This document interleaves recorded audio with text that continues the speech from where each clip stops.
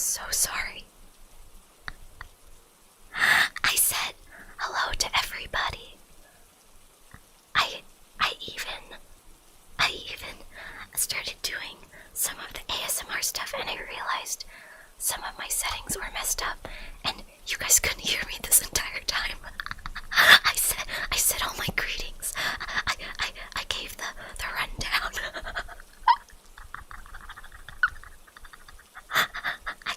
I started reading to you guys, and I didn't even realize the stream wasn't live. I'm so sorry. I feel like such a fool. Oh no. Oh, I'm sorry I'm so late. I even started the stream early. And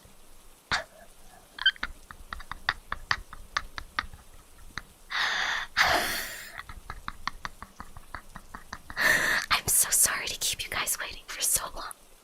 Oh my gods. I even saw the preview and I was like, yeah, don't worry. Okay, they can hear me.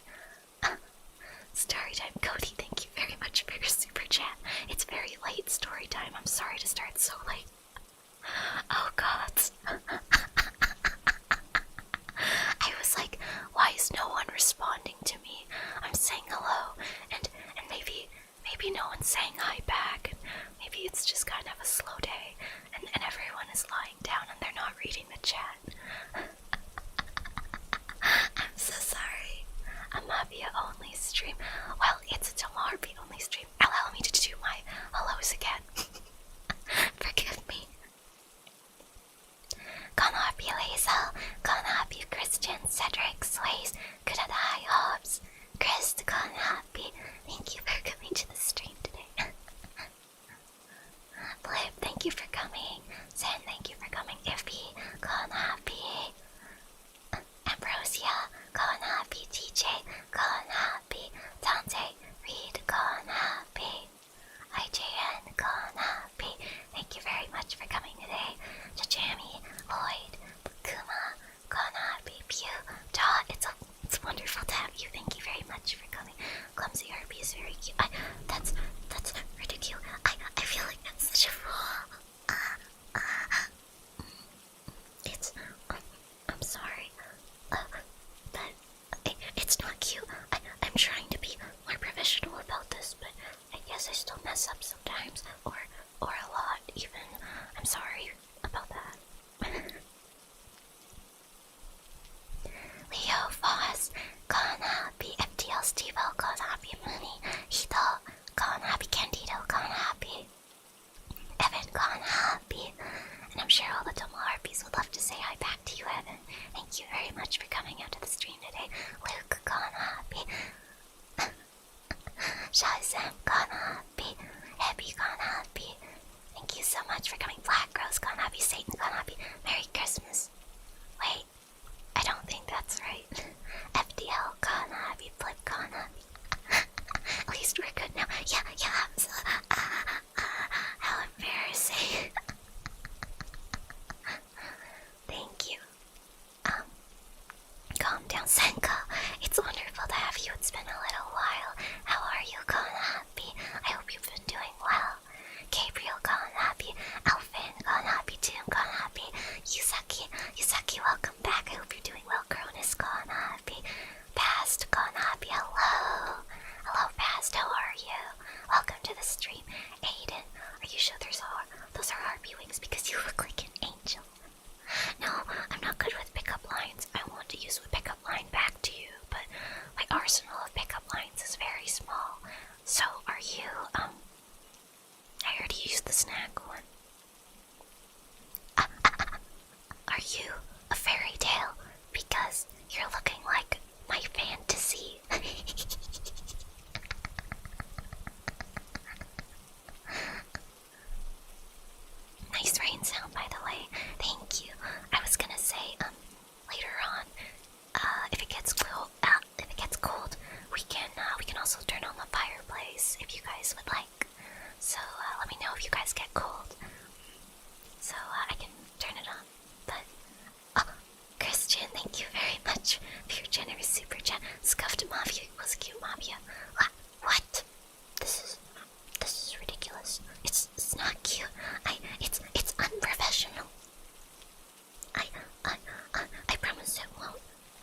next time. But thanks for always being so patient with me or something. You might notice the super chat and donation alert is still on the screen, but there's no audio because I thought it might affect the ASMR experience. So if you're wondering why there's no chirp, chirp, chirp, chirp, chirp, chirp, chirp, chirp, chirp, that's why.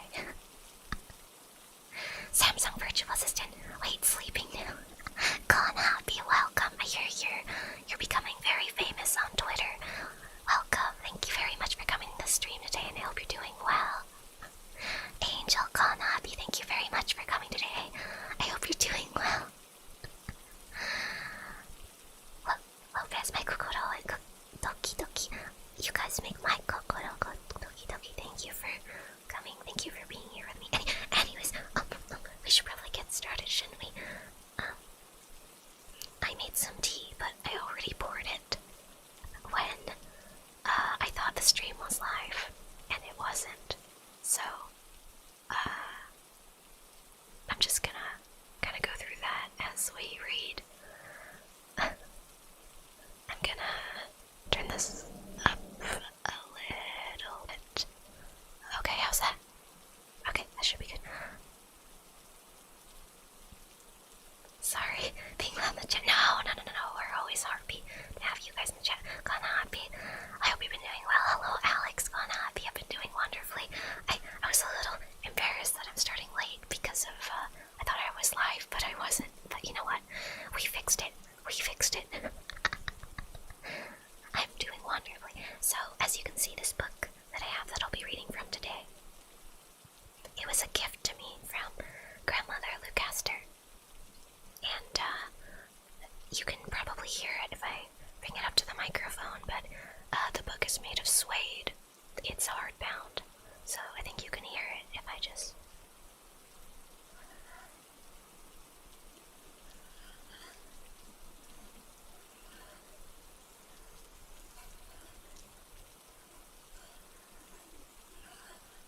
Maybe it's a little too quiet, but it's very gentle and very soft. It's very fluffy.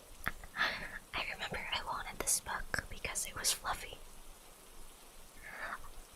Kel, thank you for coming to the stream today, and I am doing fine, thank you. It took a really long time for the doctors to swab my throat. I got a throat swab because I've had a bit of a sore throat, but I think the whispering should be fine. So, we should be good to do some ASMR reading, as long as I drink enough water, you know. Alright, so, I picked out some stories that you might not have heard before. Admittedly, I don't know what I've said on stream and what I haven't said on stream yet because I was talking for so long. But let's just, oh my, I'm not used to whispering, sorry, I'm a loud Harpy. But let's just do everything all over again today. Some of the stories we're going to be reading, they're probably not stories that you've heard before. Or maybe you have, but they're not very common fairy tales because I thought if I read something like Cinderella or Snow White, it might not be so interesting. Also, personally, I always find I like reading stories I haven't heard before so that my brain will totally focus on the story and nothing else, and it helps me relax, so I hope it helps you guys relax too. Stay hydrated, everyone. Yes! Rylan, exactly. We should all be staying hydrated. Speaking of which, I'll drink some water before we get started.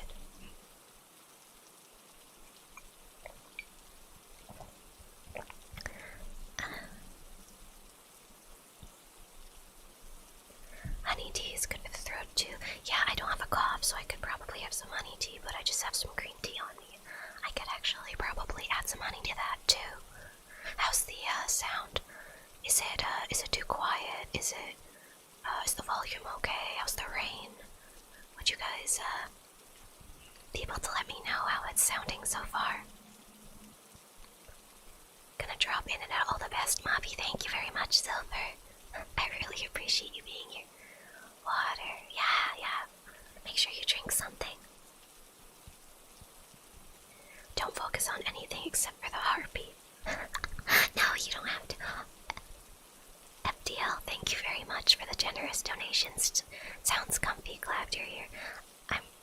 you're here too. Oh, really glad you're here too. Thank you very much for your generous donation. I haven't even started reading yet. Let's get reading, but before we do that though, if it's alright, usually I don't listen to ASMR before I go to sleep. The rain is perfect, don't change it. Okay, perfect. Sound in the rain is amazing. By the way, I wanted to say thank you to you guys because thanks to all the generous donations you guys have given me that I really appreciate from the bottom of my heart.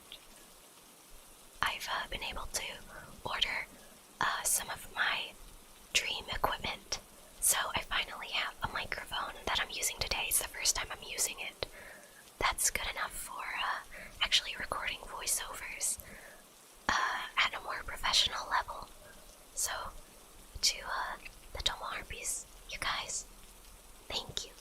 Thank you so much for helping me live my dream of doing streaming at a more professional level, and not only streaming at a more professional level, but also allowing me to stream and do voiceover and singing, and it's amazing. Never in a million years did I think I would have so much amazing support from you guys. You guys never fail to absolutely amaze me. Hi Mavia, Sangetsu. Hello, Konharpy, how are you? Congratulations. Thank you. Thank you very much. And Extreme Konharpy, how's your day going? I just joined the stream. It's going well, thank you. I'm just quickly doing a little bit of a thank you for all the generous donations the Konharpys have given me. Welcome, Extreme. We're very happy to have you. My volume keeps going up. Sorry, I'm not used to whispering. I guess it's harder than I thought it would be. Pepe Rando, thank you very much for joining the stream today. Konharpy, we're very happy to have you. 1100 Jared, congrats. Thank you very much. I really appreciate it, Jared, and thank you for coming out to the stream. Alright, before we get started, I wanted to do some breathing because I think it always helps me relax. So, if you don't mind following me to do a little breathing exercise. Gods, I feel like a yoga instructor. We're gonna breathe in deeply.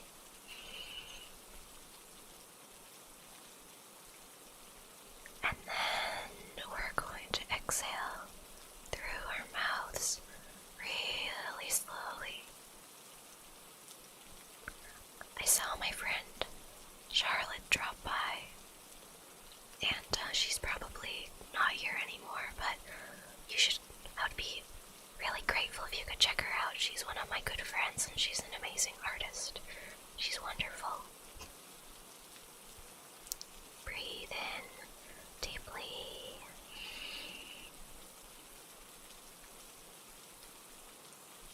And then we're going to exhale. Shinku, thank you very much for coming to the stream today. I really appreciate you coming out. First time catching a stream live, a good one to catch at 3 AM as well. Yeah, actually for once, it's a good stream for all my European Konharpys to catch. Thank you very much for coming, despite it being so late. Okay, we're gonna do one more.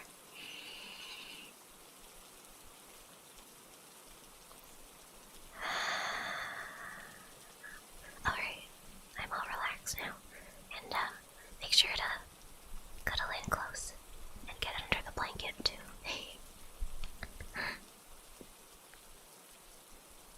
There's enough room for you, so make sure to come on in and make yourself comfortable. I know maybe it's a little weird that we're hanging out together so late, or maybe it's weird because we're whispering. I know I'm a little embarrassed, but you know, I don't really think there's any need to be shy. We're really close here, after all. You know. Sorry, I'm not talking. No, you know, out of any of the streams, I don't expect you guys to talk.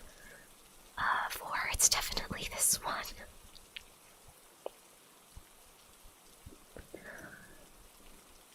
Still, I know. Wait. You didn't hear me. Exhale. No. Exhale before something bad happens. Alright, we're gonna start reading. As you guys may know, I actually got a new keyboard, so I'm gonna be typing in the names of the books we're reading as we go so you can kind of hear it, because I don't know, I thought it would be cool. Okay, here.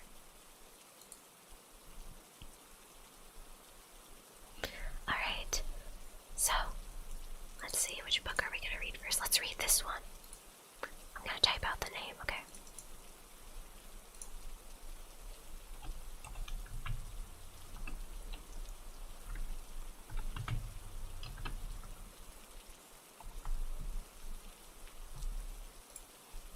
Okay, this is the first story we're reading. It's called The Six Swans.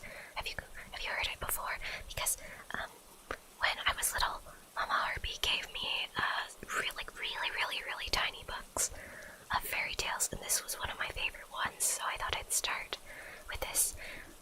Frost, Konharpy, welcome to the stream. Tsuki, welcome to the stream. Thank you guys so much for coming out today, and I'm doing amazingly. I'm really excited to do some reading with you guys, so we're actually gonna getting started kind of late because I didn't realize the stream wasn't live. My bad, but hope you enjoy it. Okay. Let's see, which page is it on again?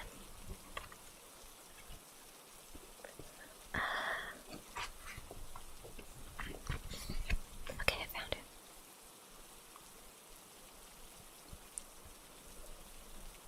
The Six Swans by Jacob and Willem Grimm. A king was once hunting in a great forest, and he chased his prey so eagerly that none of his men could follow him. As evening approached, he stopped and looked around, and saw that he was lost. He looked for a way out of the woods, but he could not find one. Then he saw an old woman with a bobbing head who approached him. She was a witch. "My dear woman," he said to her, "can you show me the way through the woods?" "Oh, yes, your majesty," she answered, "I can indeed. However, there is one condition, and if you do not fulfill it, you will never get out of these woods and will die of hunger." "What sort of condition is it?" asked the king. "I have a daughter," said the old woman, "who is as beautiful as anyone you could find in all the world, and who deserves to become your wife. If you will make her your queen, I will show you the way out of the woods." The king was so frightened that he consented, and the old woman led him to her cottage, where her daughter was sitting by the fire. She received the king as if she had been expecting him. He saw that she was very beautiful, but in spite of this, he did not like her, and he could not look at her without secretly shuddering. After he had lifted the girl onto his horse, the old woman showed him the way, and the king arrived again at his royal castle, where the wedding was celebrated. The king had been married before, and by his first wife he had 7 children, 6 boys and 1 girl. He loved them more than anything else in the world. Fearing that the stepmother might not treat them well, even do them harm, he took them to a secluded castle which stood in the middle of a forest. It was so well hidden, and the way was so difficult to find, that he himself would not have found it if a wise woman had not given him a ball of magic yarn. Whenever he threw it down in front of him, it would unwind itself and show him the way. However, the king went out to his dear children so often that the queen took notice of his absence. She was curious and wanted to know what he was doing out there all alone in the woods. She gave him a large sum of money to his servants, and they revealed the secret to her.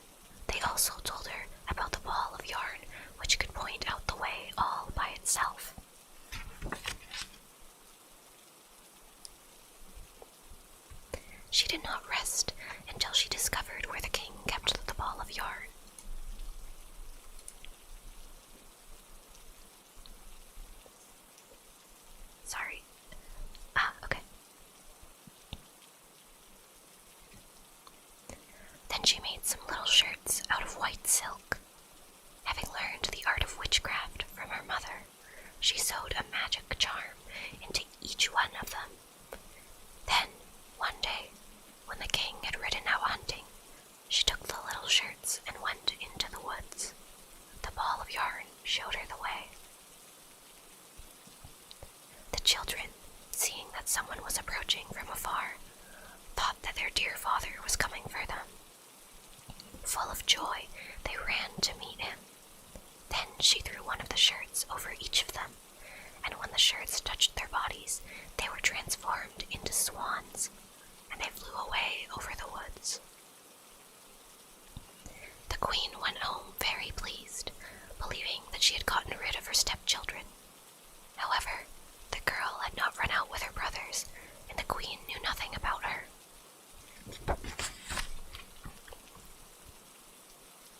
The next day, the king went to visit his children, but he found no one there but the girl. "Where are your brothers?" asked the king. "Oh, dear father," she answered, "they have gone away and left me alone." Then she told him that from her window she had seen how her brothers had flown away over the woods as swans. She showed him the feathers that they had dropped in the courtyard, and which she gathered up. The king mourned, but he did not think that the queen had done this wicked deed. Fearing that the girl would be stolen away from him as well, he wanted to take her away with him, but she was afraid of her stepmother and begged the king to let her stay just this one more night in the castle in the woods. The poor girl thought, "I can no longer stay here. I will go and look for my stepbrothers."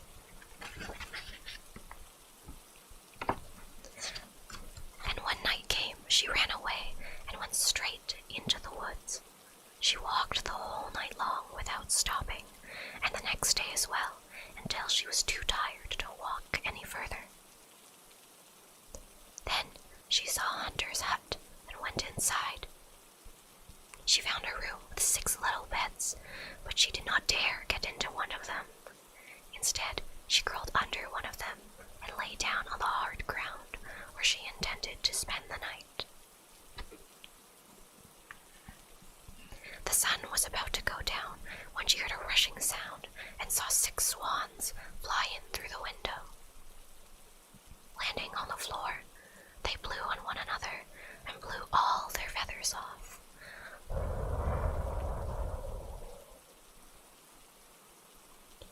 Then their swan skins came off just like shirts. The girl looked at them and realized her brothers. She was happy and crawled out from underneath the bed. The brothers were so happy to see their little sister, but their happiness did not last long. "You cannot stay here," they said to her. "This is a robber's den. If they come home and find you, they will murder you. Can't you protect me?" asked the little sister. "No," they answered. "We can take off our swan skins for only a quarter hour each evening. Only during that time do we have our human forms. After that, we are again transformed into swans."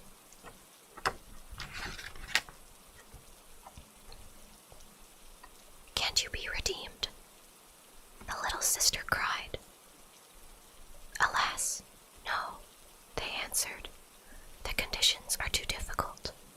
You would not be allowed to speak or to laugh for 6 years, and in that time you would have to sew another 6 little shirts from asters for us, and if a single word were to come from your mouth, all your work would be lost." After the brothers said this, the quarter hour was over, and they flew out the window again as swans. Nevertheless, the girl firmly resolved to redeem her brothers, even if it would cost her her life. She left the hunter's hut, went to the middle of the woods, seated herself in a tree, and there spent the night. The next morning, she went out and gathered asters and began to sew. She could not speak with anyone, and she had desire to laugh. She sat there, looking only at her work. You can lay on my lap, Cedric. Come, Harpies. Come. It's warm. I'll cover you with the blanket, too.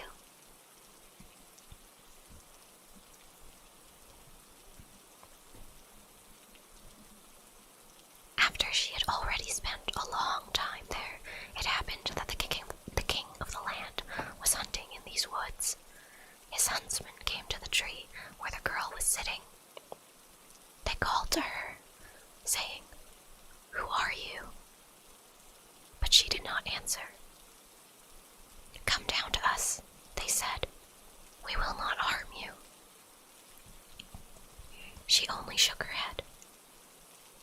When they pressed further with questions, she threw her golden necklace down to them, thinking that this would satisfy them.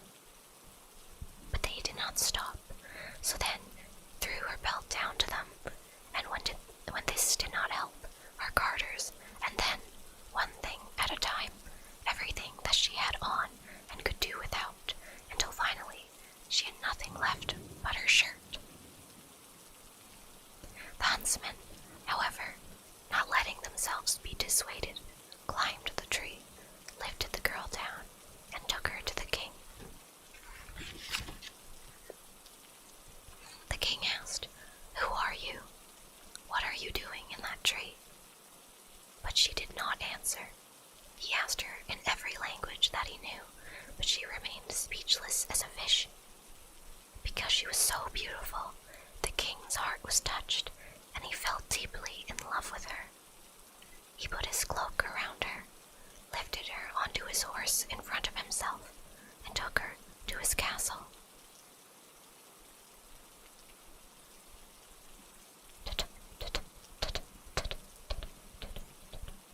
There, he had her dressed in rich garments, and she glistened in her beauty, like bright daylight, but no one could get a word from her.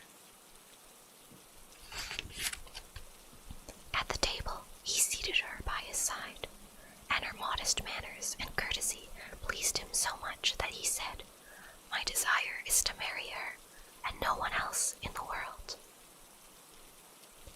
A few days later, they were married. Now the king had a wicked mother who was dissatisfied with this marriage and spoke ill of the young queen. "Who knows," she said, "where the girl who cannot speak comes from? She is not worthy of a king."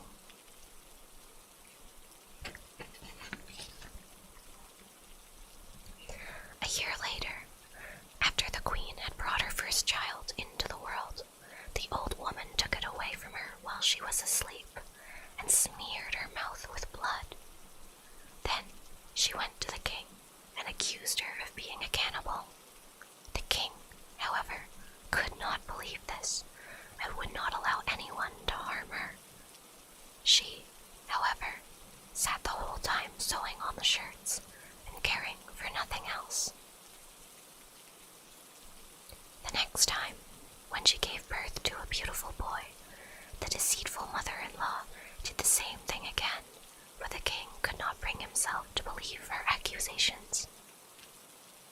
He said, "She is too pious and good to do anything of that sort. If she were not speechless, and if she could defend herself, her innocence would come to light." But when the old woman stole away a newly born child for the third time and accused the queen, who did not defend herself with a single word, the king had no choice but to bring her to justice, and she was sentenced to die by fire. When the day came for the sentence to be carried out, it was also the last day of the 6 years during which she had not been permitted to speak or to laugh, and she had thus delivered her dear brothers from the magic curse. The 6 shirts were finished. Only the left sleeve of the last one was missing. When she was led to the stake, she laid the shirts on her arm. Standing there, as the fire was about to be lighted, she looked around, and 6 swans came flying through the sky. Seeing that their redemption was near, her heart leapt with joy. The swans rushed towards her, swooping down so that she could throw the shirts over them.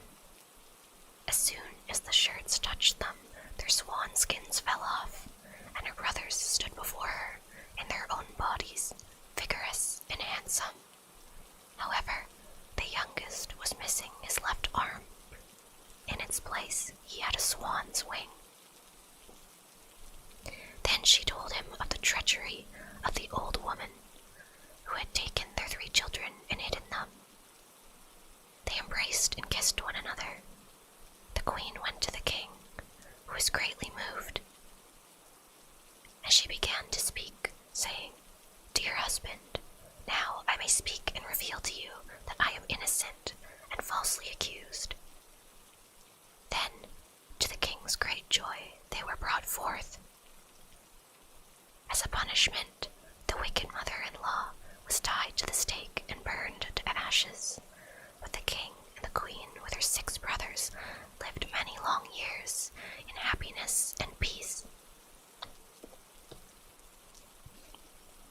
The end. Sorry, I need a little more water, I think.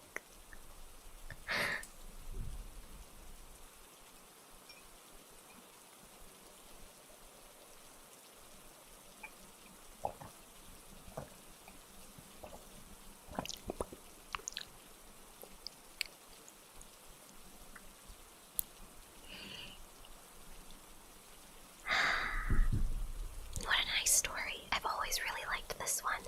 I don't know what it is, but maybe it's just because there are birds and princesses and, everything that I could have ever liked.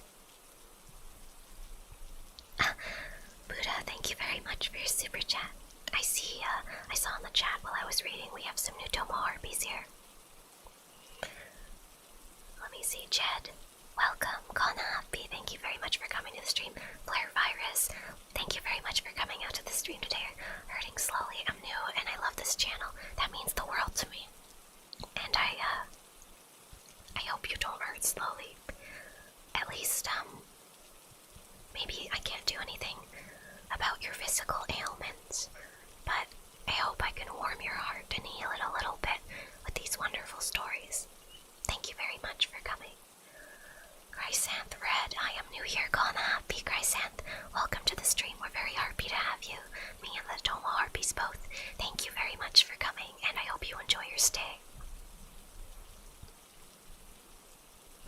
Lina, Konharpy, thank you very much for coming to the stream today.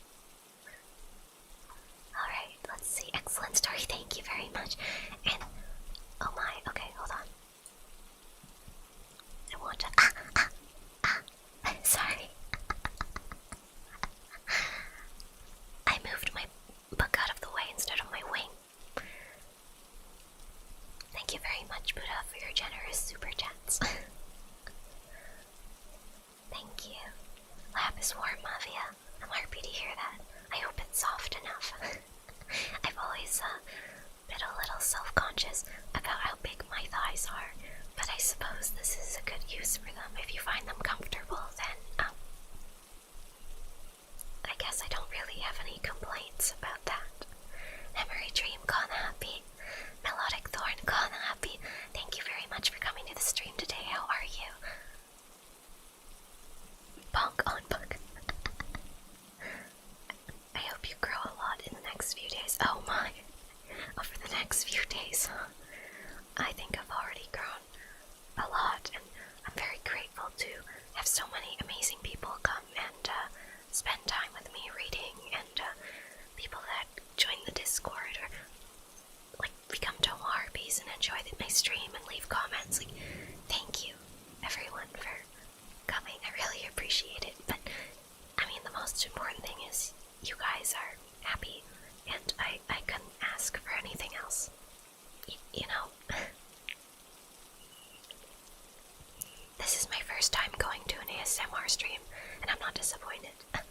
Gil, Konharpy, welcome to the stream, and I've never done ASMR before, so it's the first time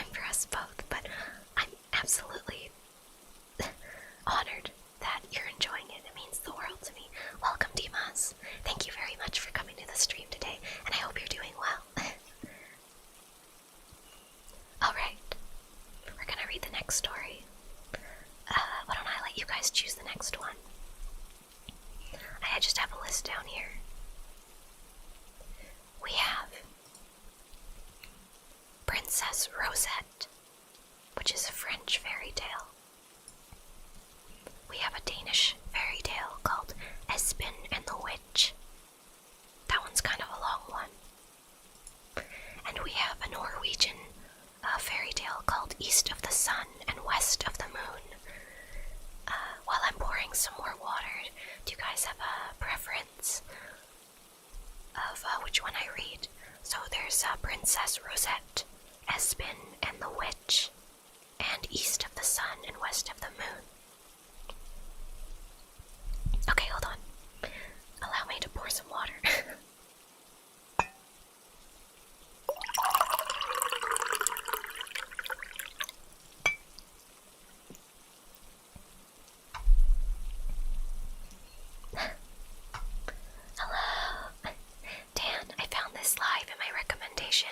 But I don't regret clicking. It's an honor to have you, Dan. Konharpy, welcome to the stream.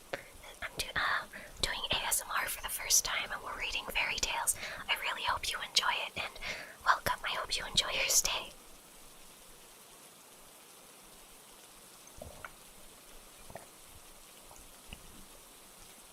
Danny, Konharpy, thank you so much for coming out to the stream today. It's wonderful to have you. Oh gods, I really need to get back on that World of Warcraft grind. I've been a little unwell these past few days, so I apologize. I haven't been on the computer much. Santiago, cute. Oh my. Well, I suppose if you think so, I have no complaints. Thank you, Santiago. Cody, Doomguy, thank you very much for your generous super chats.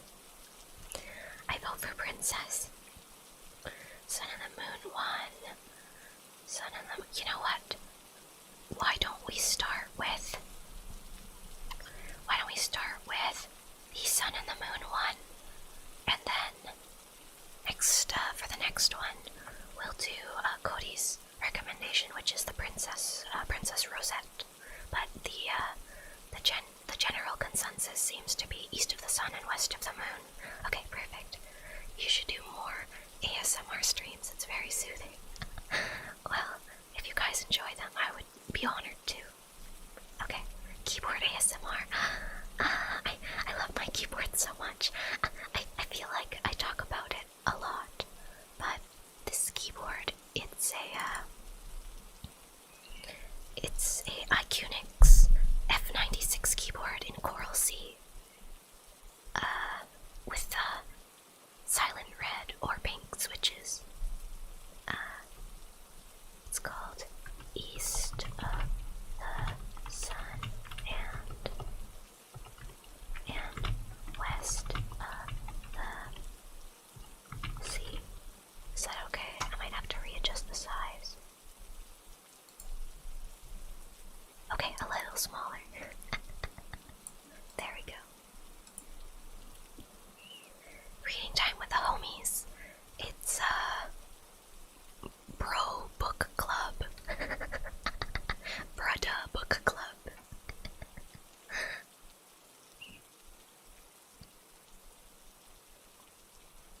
Loud water, but not very, and it was a good sound. Sorry, was that too close to the microphone? My apologies. These are perfect stories to rip and tear, rip and tear. Like paper. I like to do that too. I like to rip like old paper. I think it's a lot of fun. Okay, sorry. Back to the stories. Okay. Here we go.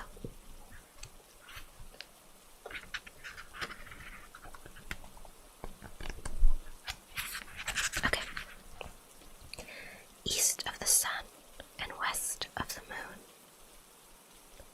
Once upon a time, there was a poor peasant who had so many children that he did not have enough of either food or clothing to give them. Pretty children they all were, but the prettiest was the youngest daughter, who was so lovely There was no end to her loveliness. One day, it was a Thursday evening, late in the fall. The weather was wild and rough outside, and it was cruelly dark. The rain was falling, and the wind blowing.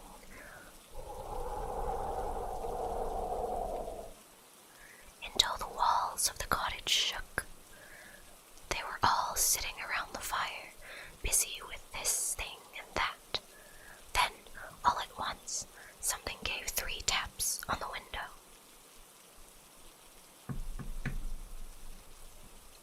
The father went out to see what was the matter. Outside, what should he see but a great big white bear? "Good evening to you," said the white bear. "The same to you," said the man. "Will you give me your youngest daughter? If you will, I'll make you as rich as you are now poor," said the bear. Well, the man would not be at all sorry to be so rich, but he still thought he must have a bit of a talk with his daughter first, so he went in and told them how there was a great white bear waiting outside, who had given his word to make them so rich if he could only have the youngest daughter. The girl said no outright. Nothing could get her to say anything else, so the man went out and settled it with the white bear, that should he come again the next Thursday evening, he should get an answer.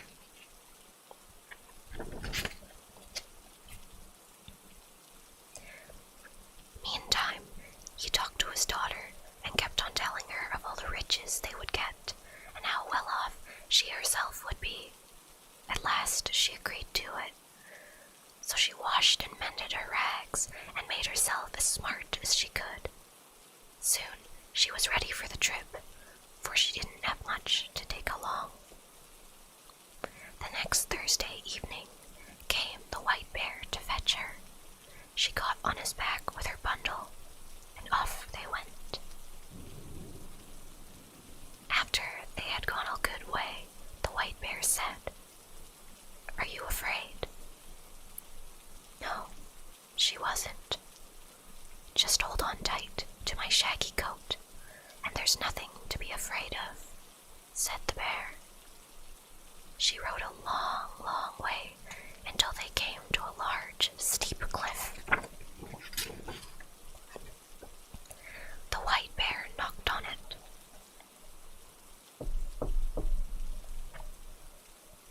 A door opened, and they came into a castle, where there were many rooms all lit up, rooms gleaming with silver and gold. Further, there was a table set there, and it was all as grand could be. Then the white bear gave her a silver bell, and when she wanted anything, she only had to ring it, and she would get it at once.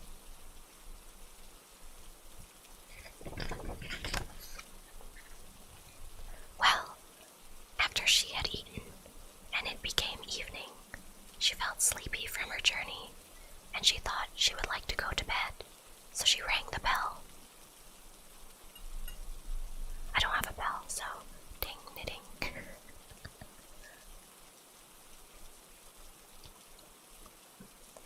She had barely rung it before she found herself in a room where there was a bed made as fair and white as anyone would wish to sleep in, with silken pillows and curtains and golden fringe.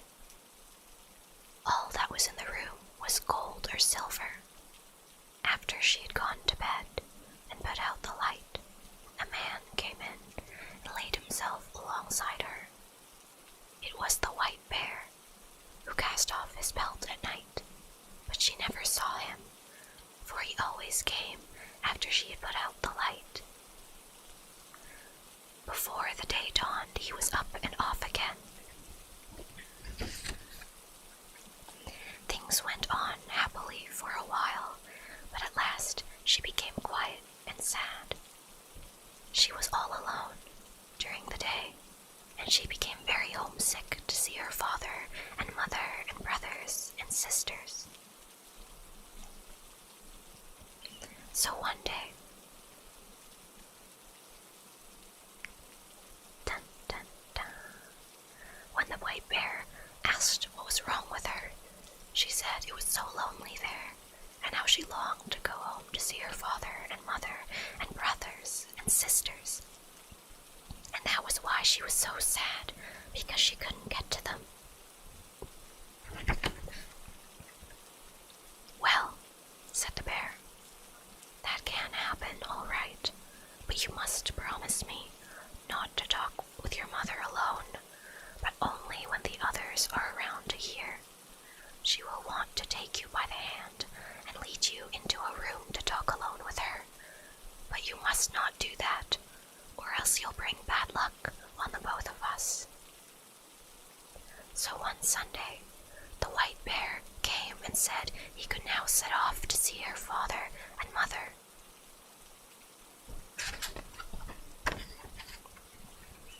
Off they went, she sitting on his back, and they went far and long. At last they came to a grand house. Her brothers and sisters were outside running about and playing. Everything was so beautiful, it was a joy to see. This is where your father and mother live now, said the white bear. Now don't forget what I told you, else you'll make us both unhappy. No, heaven forbid, she'd not forget. When they reached the house, the white bear turned around and left her.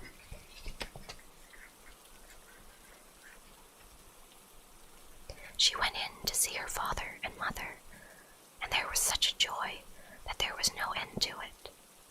None of them could thank her enough for all that she had done for them. They now had everything they could ever wish for, as good could be. Then they wanted to know how she was. Well, she said, it was very good to live where she did. She had all that she would ever wished for. I don't know what else she said, but I don't think she told any of them the whole story.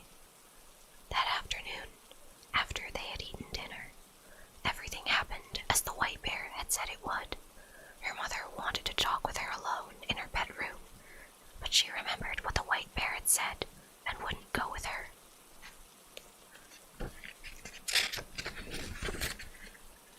What we have to talk about, we can talk about at any time, she said, and put her mother off.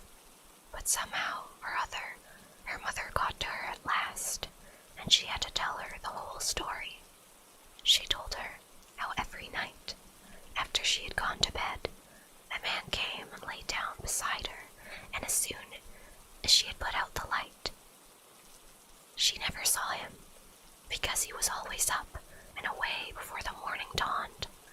And now she was terribly sad, for she wanted so much to see him, and how she was there all by herself all day long, and how dreary and lonesome it was.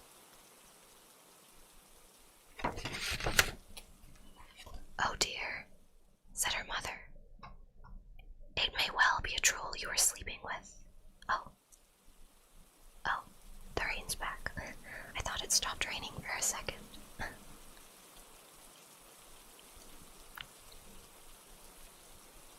Oh dear, said her mother.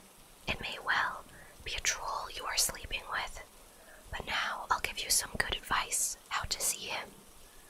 I'll give you a candle stub, which you can carry in your home in your bosom. Just light it when he is asleep, but be careful not to drop any tallow on him. Yes, she took the candle and hid it in her bosom. And that evening the white bear came and took her away.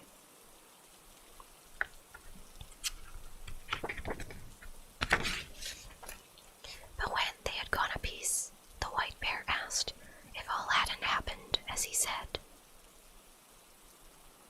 She couldn't deny that it had. Take care, said he. If you listened to your mother's advice, you will bring finished for the two of us. No, by no means. So when she reached home and had gone to bed, it was the same as before. A man came and lay down beside her. But in the middle of the night, when she heard that he was fast asleep, she got up and lit the candle.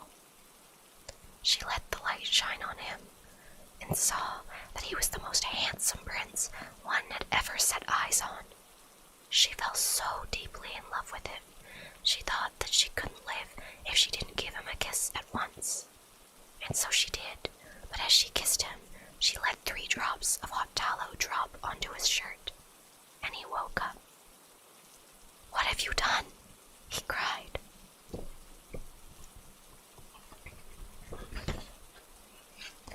"For now, you have made us both unlucky. For had you held out only this 1 year, I would have been free. I have a stepmother who has bewitched me, so that I am now a white bear by day and a man by night. But now all ties are broken between us. Now I must leave you for her. She lives in a castle east of the sun and west of the moon, and there too is a princess, one with a nose 3 yards long, and now I will have to marry her." She cried and grieved, but there was no help for it. He had to go. Then she asked if she could go with him. No, she could not. "Tell me the way then," she said, "so I can look for you. Surely I may do that." Yes, she could do that, but there was no way leading to the place. It lay east of the sun and west of the moon, and she'd never find her way there.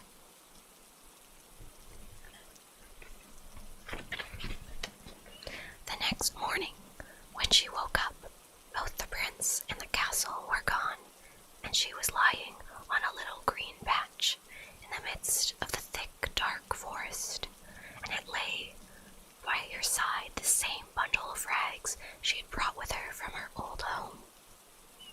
When she had rubbed the sleep out of her eyes and cried until she was tired, she set out on her way and walked many, many days until she came to a high cliff.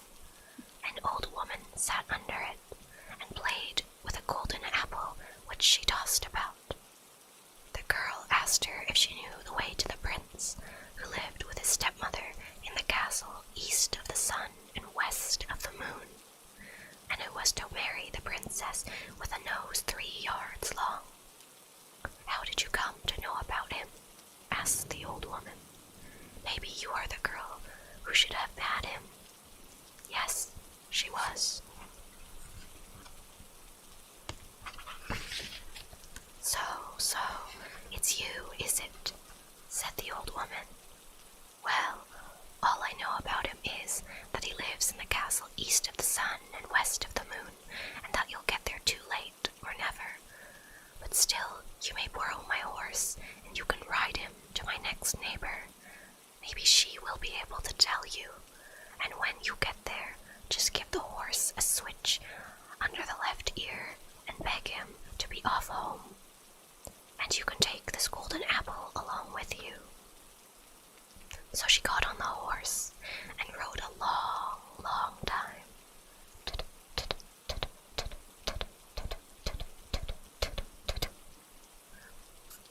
Until she came to another cliff, under which sat another old woman with a golden garden comb. The girl asked her if she knew the way to the castle that lay east of the sun and west of the moon, and she answered, like the first old woman, that she knew nothing of it, except that it was east of the sun and west of the moon. "And you'll get there too late or never, but you can borrow my horse to my next neighbor." Oh.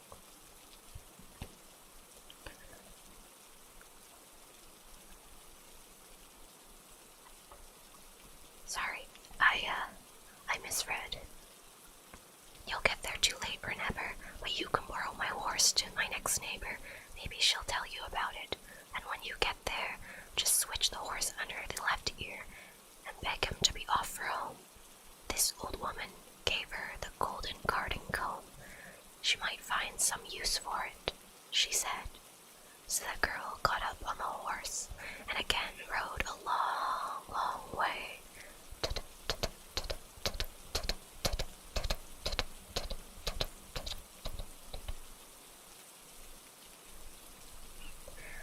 At last she came to another great cliff, under which sat another old woman, spinning with a golden spinning wheel.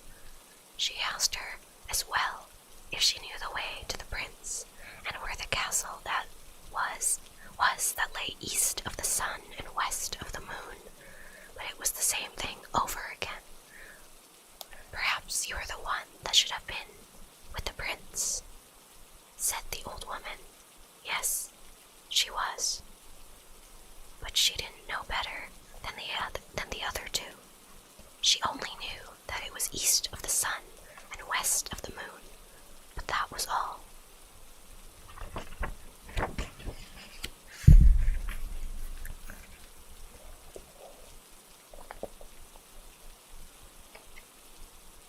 No, it's a really repetitive story. It's been the other lady told her the exact same thing.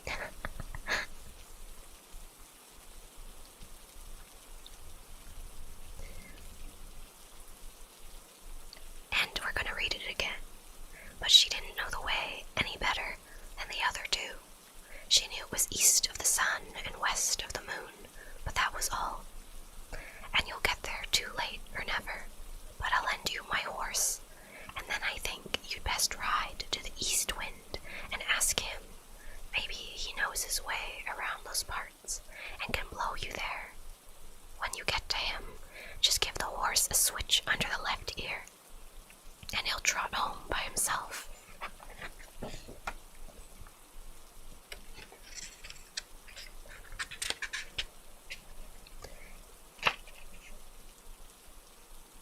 She rode many weary days before she got to the east wind's house, but at last she did reach it, and she asked the east wind if he could tell her the way to the prince who lived east of the sun and west of the moon.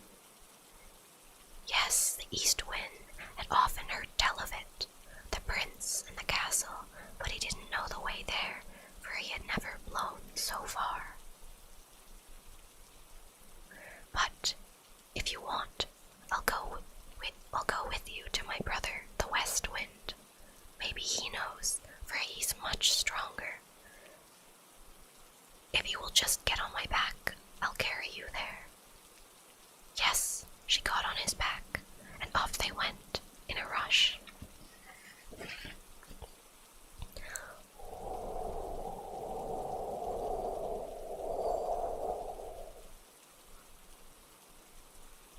When they got there, the west wind asked him if he could tell her the way to the castle that lay east of the sun and west of the moon, for she was the one who was supposed to have had the prince who lived there. Is that so? Said the south wind. Is she the one? Well, I have visited many places in my time, but I have not yet blown there. If you want, I'll take you to my brother, the north wind, for he is the oldest and strongest of us all, and if he doesn't know where it is, you'll never find anyone in the world to tell you. Get on my back, and I'll carry you there. Yes, she got on his back, and away he left his house at a good clip.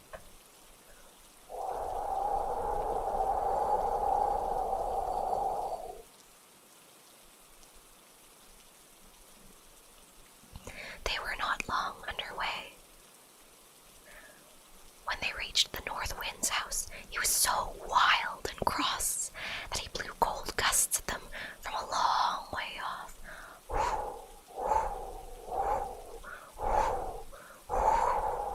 Blast you both! What do you want? He roared at them from afar, so that it struck them with an icy shiver.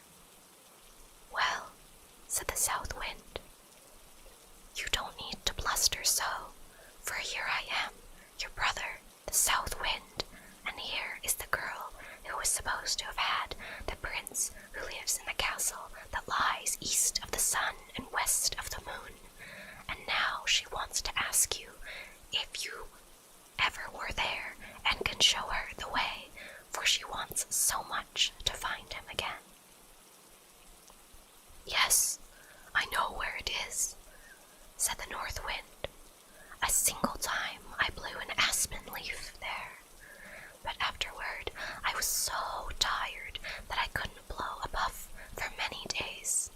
But if you really wish to go there and aren't afraid to come along with me, I'll take you on my back and see if I can blow you there. Yes, with all of her heart, she wanted to, and had to get there if it were at all possible, and she wouldn't be afraid, however madly he went. Very well then, said the North Wind. But you must sleep here tonight, for we must have the whole day before us if we're to get there at all.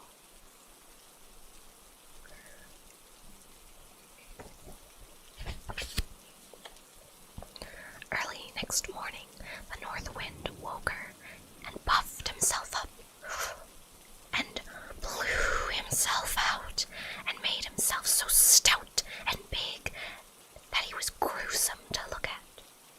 Off they went, high up and through the air, as if they would not stop until they reached the end of the world. Here on Earth there was a terrible storm. Acres of forest and many houses were blown down, and when it swept over the sea, ships wrecked by the hundred.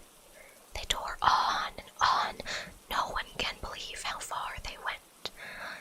And all the while they still went over the sea, and the North Wind got more and more weary, and so out of breath that he could barely bring out a puff, and his wings drooped and drooped, until at last he sunk so low that the tops of the waves splashed over his heels. Are you afraid? Said the North Wind. No, she wasn't.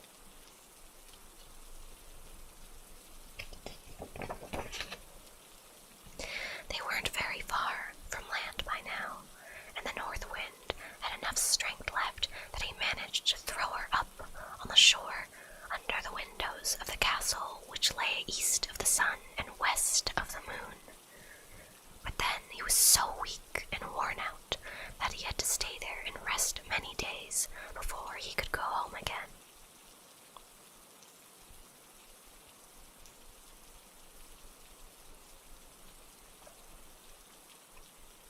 The next morning, the girls sat down under the castle window and began to play with the golden apple. The first person she saw was the long-nosed princess, who was to have the prince. What do you want for your golden apple, you girl? Said the long-nosed one as she opened the window. It's not for sale for gold or money, said the girl. If it's not for sale for gold or money, what is it that you will sell it for? You may name your own price, said the princess. Well, you can have it if I may get to the prince who lives here and be with him tonight, said the girl whom the North Wind had brought. Yes, that could be done. So the princess took the gold apple, but when the girl came up to the prince's bedroom that night, he was fast asleep. She called him and shook him, and cried and grieved, but she could not wake him up. The next morning, as soon as day broke, the princess with the long nose came up and drove her out. That day, she sat under the castle windows and began to card with her golden carding comb, and the same thing happened. Sorry if you heard the bell in the back. We have a little alarm, and it goes off when a door is opened. I apologize.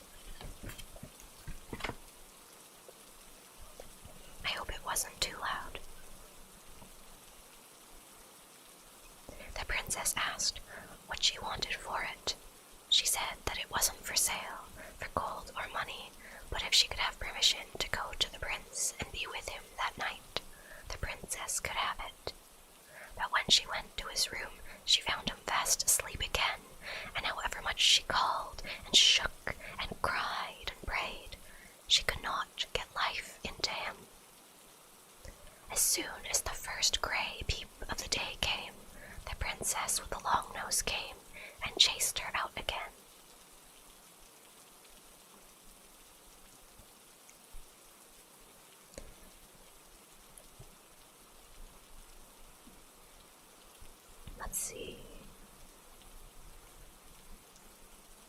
Ah, okay. Sorry, it's so repetitive. It's a little hard for me to find my place sometimes.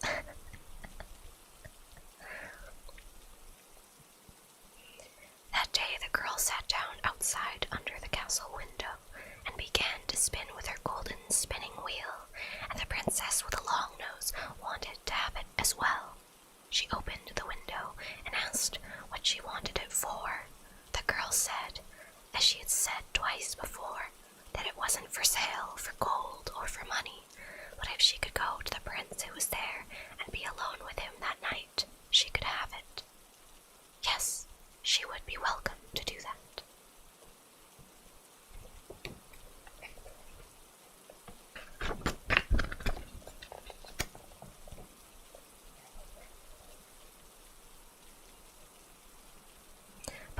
But now you must know, there were some Christians who had been taken there, and while they were sitting in their room, which was next to the prince's, they had heard how a woman had been in there, crying, praying, calling to him for 2 nights in a row, and they thus told this to the prince.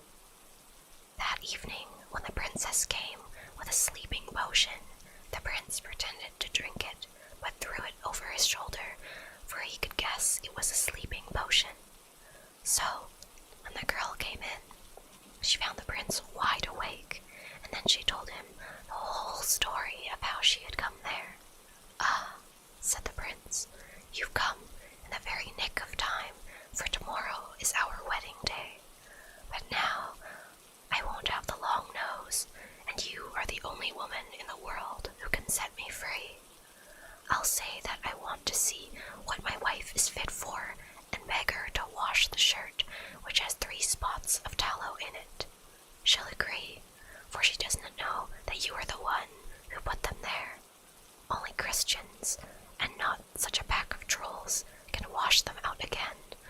I'll say that I will only marry a woman who can wash them out, and ask you to try it." So there was a great joy and love between them all the night. But the next day, when the wedding was planned, the prince said, "First of all, I'd like to see what my bride is fit for." "Yes," said the stepmother with all her heart.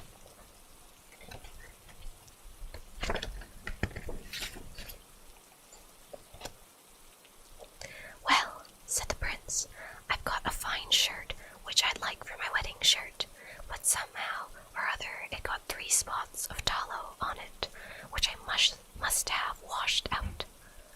I've sworn to marry only the woman who is able to do that. If she can't, then she is not worth having." Well, that was no big thing, they said, so they agreed. And the one with the long nose began to wash as hard as she could, but the more she rubbed and scrubbed, the bigger the spots grew. "Ah," said the old troll woman, her mother, "you cannot wash. Let me try."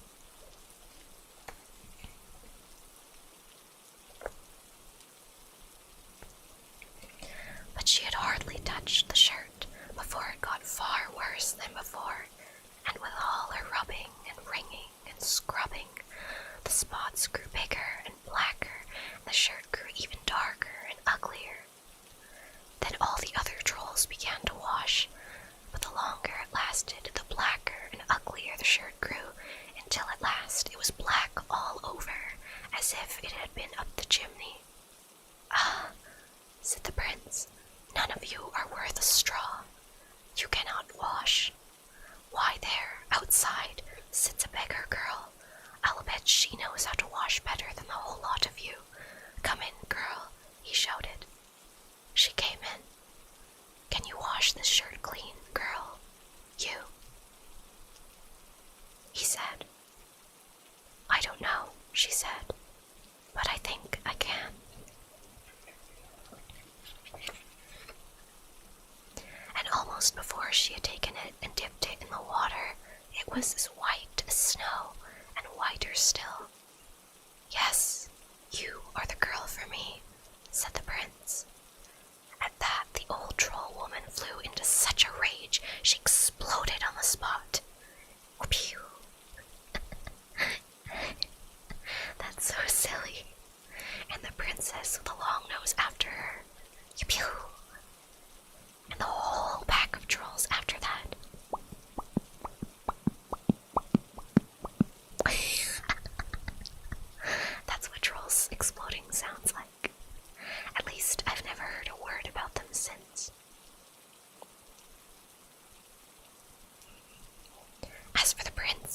princess.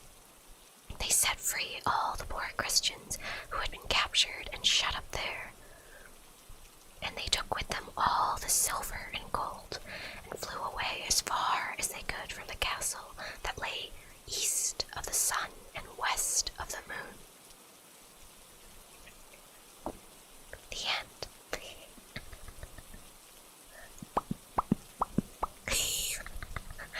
I wonder if a harpy exploded, would it sound like chicken frying, or would it sound like a troll exploding like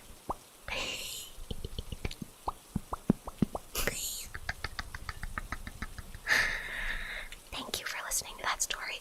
Wow. I really enjoyed that one. That one really gave me like celestial fantasy vibes, you know, like zodiac signs and constellations and old clocks and that kind of thing, you know. Did it remind you of that too? The popping was really wholesome. The story goes into the Christian part. Yes, I suppose so.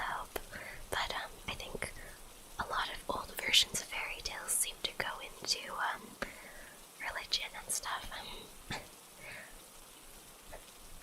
Buddha, thank you very much for your super chats. I really appreciate it.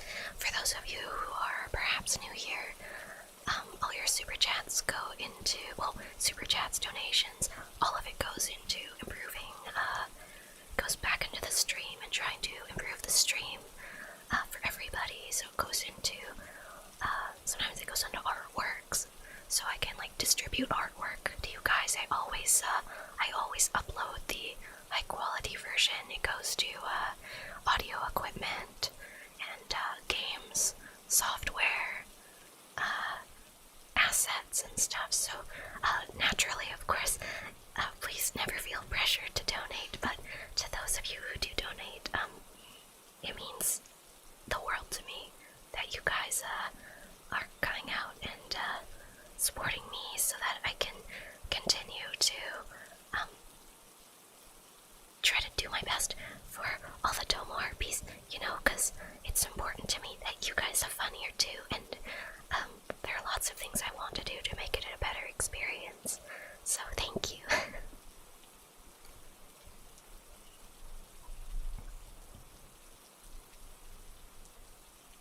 Miguel, I'm listening to this at a restaurant. Well, we're happy to have you, and I hope you're enjoying your meal. Paco, Konharpy, and I hope you had a wonderful nap.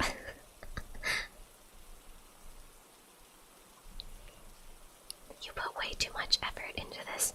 You deserve a super chat. Thank you very much, Doom Guy, for your generosity. I really appreciate it. Thank you. I like the part where it blew up.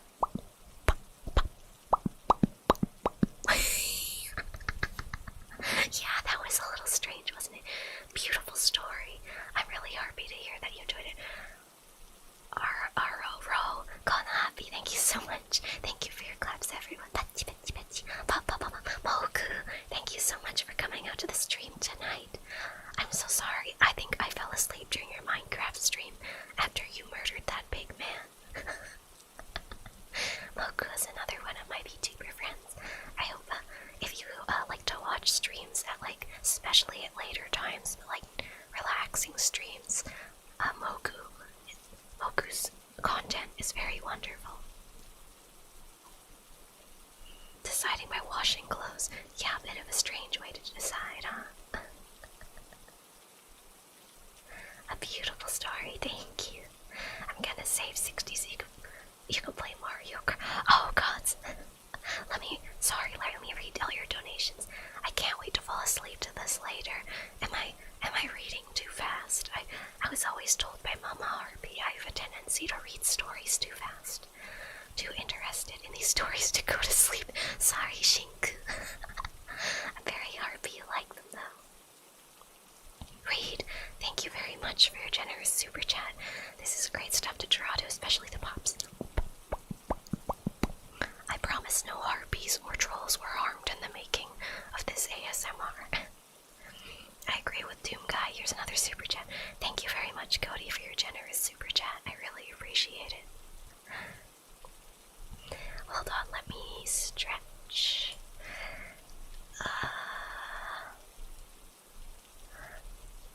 Just a moment. Okay. Oh, there we go.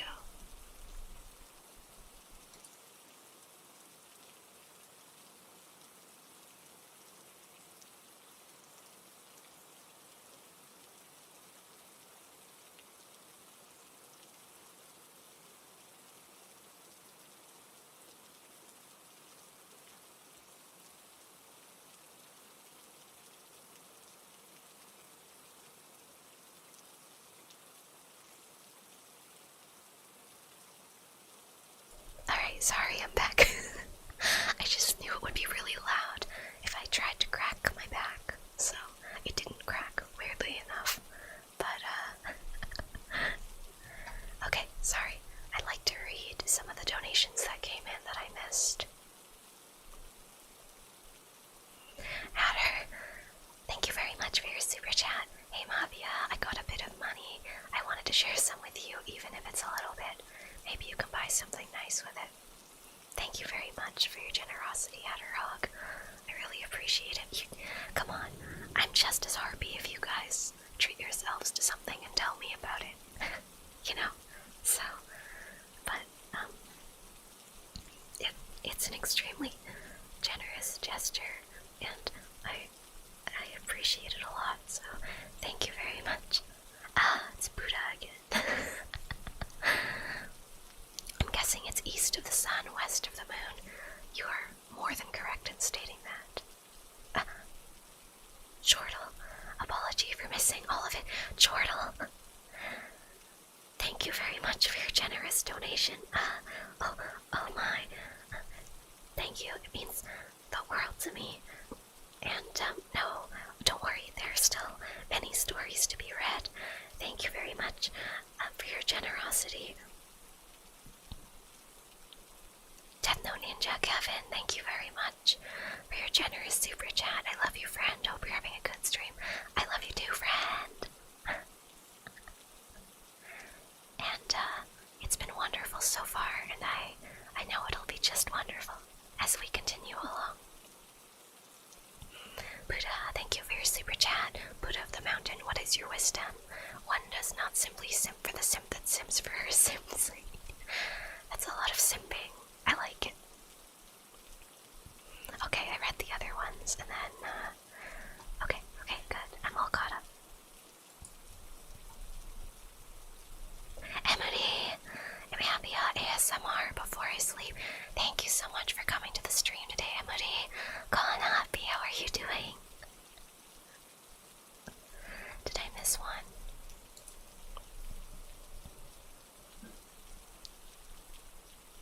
Okay, no, I didn't. Good. Just wanted to make sure. Alright. We need Buddha ASMR. That would be a pretty good one, I think. To answer your question earlier, Harpies, being cooked might just sound like screaming. Yes, okay, I agree with that. Gonna go to sleep. Thanks for the stream, Mavia. Really helped me to get relaxed post-hard day after vaccination. I heard for a lot of people, after getting the vaccine, they were very tired and feeling unwell, so I hope you get a great rest.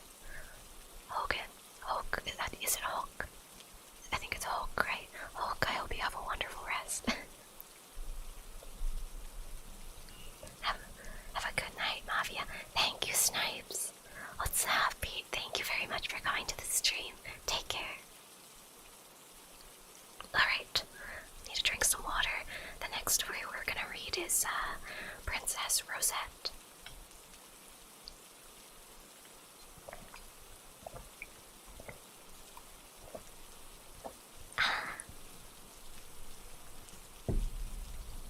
Okay.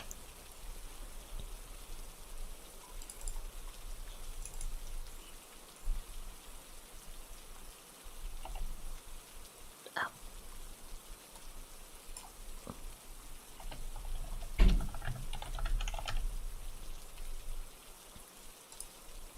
Okay. Good night, Mavia. sleep. Thank you. I really appreciate it. It's getting late, isn't it? Good night, Otsu Happy Angel, Otsu Happy Snipes.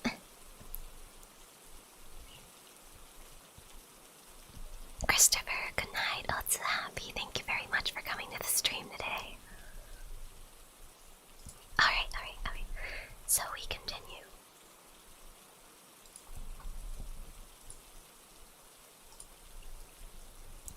Princess Rosette. Okay, let's see what page this is on.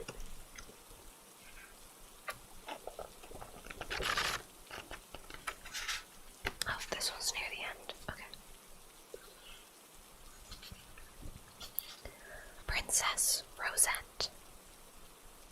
Once upon a time, there was a king and a queen who had two beautiful boys. They grew like the day, so well did they thrive on the excellent food provided for them. The queen never gave birth to a child without sending for the fairies and begging them to tell her what would happen to the infant. Her next was a beautiful little girl, so handsome that you could not look on her and not love her. The queen, having sumptuously entertained the fairies who had come to see her, said to them, when they were preparing to depart, do not forget your good custom, but tell me what will happen to Rosette, the name they had given to the little princess. The fairies replied that they had left their conjuring books at home, and that they would come and tell her another time. Ah, said the queen, that bodes me no good. You do not wish to afflict me by predicting some misfortune, but I entreat you to let me know all, hide nothing from me. They made every sort of excuse, and only increased the queen's desire for information. At last, the principal fairy said to her, we fear, madam, that Rosette will be the cause of some great misfortune to her brothers, that by some affairs of hers it will cost them their lives. That is all we can foresee respecting this beautiful little girl, and we are very sorry we cannot tell you anything more agreeable. They departed, and the queen remained so melancholy that the king could not avoid seeing it in her face. He asked her what was the matter. She answered that she had been sitting too near the fire, and had burned off all the wool on her spindle. Is that all? Said the king. He went up to the loft and brought her more wool than she could spin in 100 years. The queen continued in low spirits, and the king asked her again what the matter was. She told him that walking by the riverside, she'd lost one of her green satin slippers. Is that all? Said the king. He sent an order to all the shoemakers in the kingdom, and they furnished her majesty with 10,000 green satin slippers.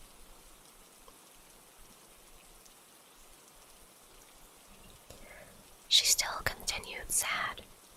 The king asked her what ailed her. She told him that in eating too hastily, she had swallowed her wedding ring, which had slipped off her finger. The king knew she told him a falsehood, for he had the ring safe in his own possession. My dear wife, said he to her, you are not speaking the truth. Here is your ring, which I put for safety into my purse. The queen was much confused at being caught telling a falsehood, for lying is the most disgraceful thing in the world, and she saw that the king was angry. She therefore told him what the fairies had predicted about little Rosette, and requested him to say that if he could think of any remedy for the evil, to tell her. The king was so much distressed that he said at once to the queen, I do not see any other way to save the other two children than by putting to death the little girl whilst she is in her swaddling clothes.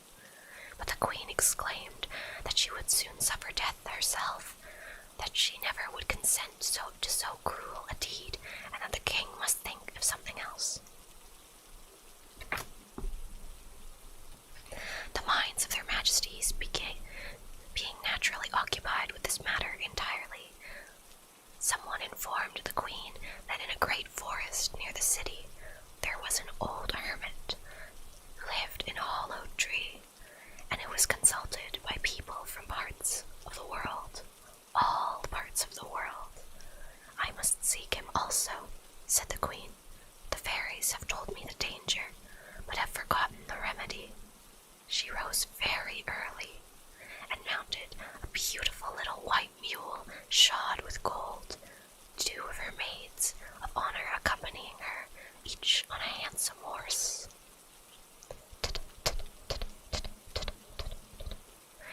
When they were near the wood, the queen and her ladies dismounted, out of respect for the hermit, and went on foot to the tree he lived in. He objected to the sight of females, but when he saw it was the queen, he said to her, "You are welcome. What is your will with me?"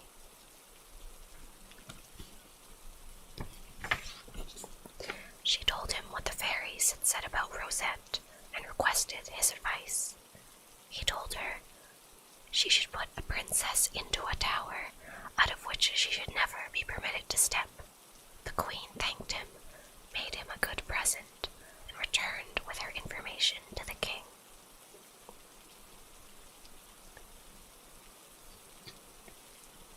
When the king heard this account, he ordered a great tower to be built as quickly as possible. He put his daughter into it, and that she might not feel dull. The king, the queen, and her 2 brothers went to see her every day. The eldest was called the Great Prince, and the younger the Little Prince. They were passionately fond of their sister, for she was the most beautiful and amiable creature ever seen, and the least of her glances were worth more than 100 pistols. When she was 15, the Great Prince said to the king, "Papa, my sister is old enough to be married. Shall we not shortly go to her wedding?" The little prince said as much to the queen, and their majesties answered them evasively, saying no word about the marriage.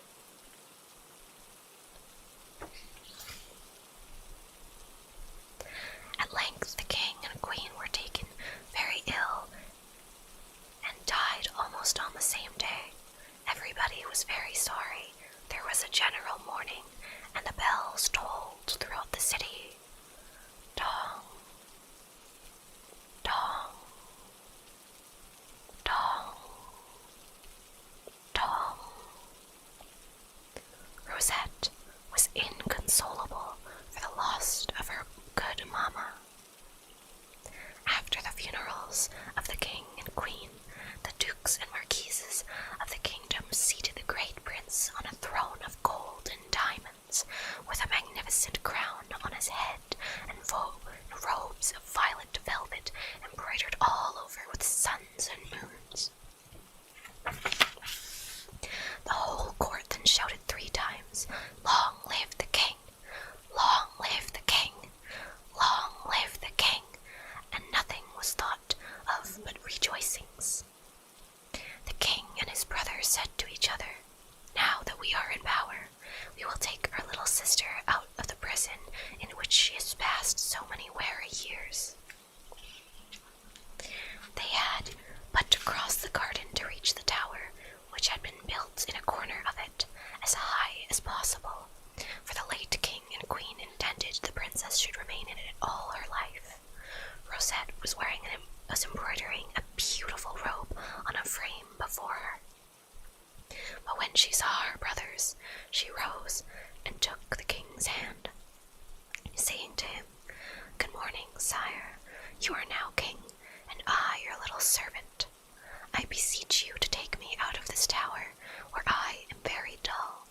And with that, she began to weep. The king embraced her and told her not to cry, that he had come to take her out of the tower and conduct her to a fine chateau. The prince had his pockets full of sweetmeats, which he gave to Rosette, saying to her, "Come, let us quit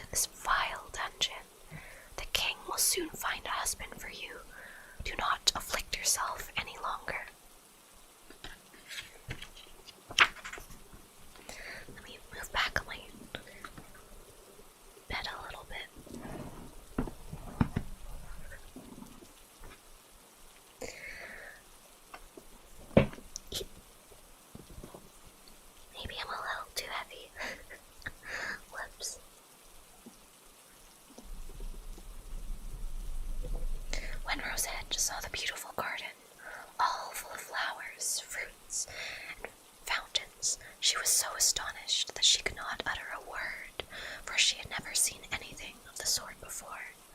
She gazed eagerly about her, now walking, now stopping.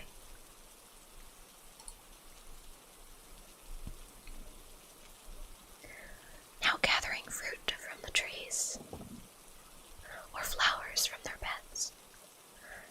Her little dog, named Fritiel, who was green as a parrot, had but one ear and danced to perfection, ran before her, bow-wow-wowing with 1,000 jumps and capers.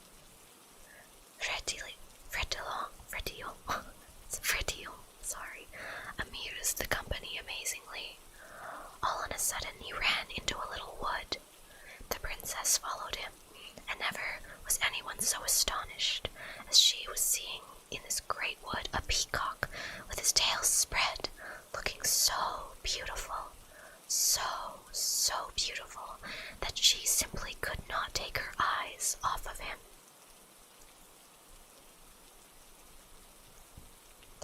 The king and the prince rejoined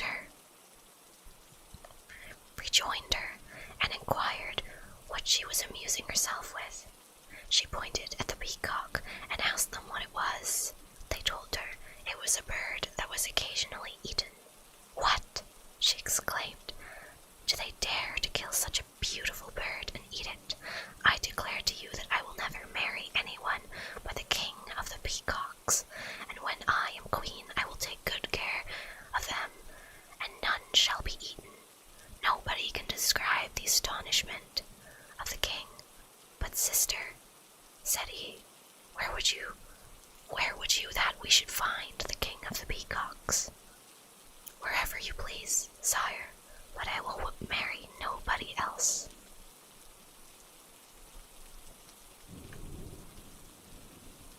After she had made this his resolution, the two brothers conducted her to their chateau, whither they were obliged to pick a peacock also and place it in her apartment, for she was exceedingly fond of it. All the ladies who had never seen Rosette hastened to salute her and pay their court to her.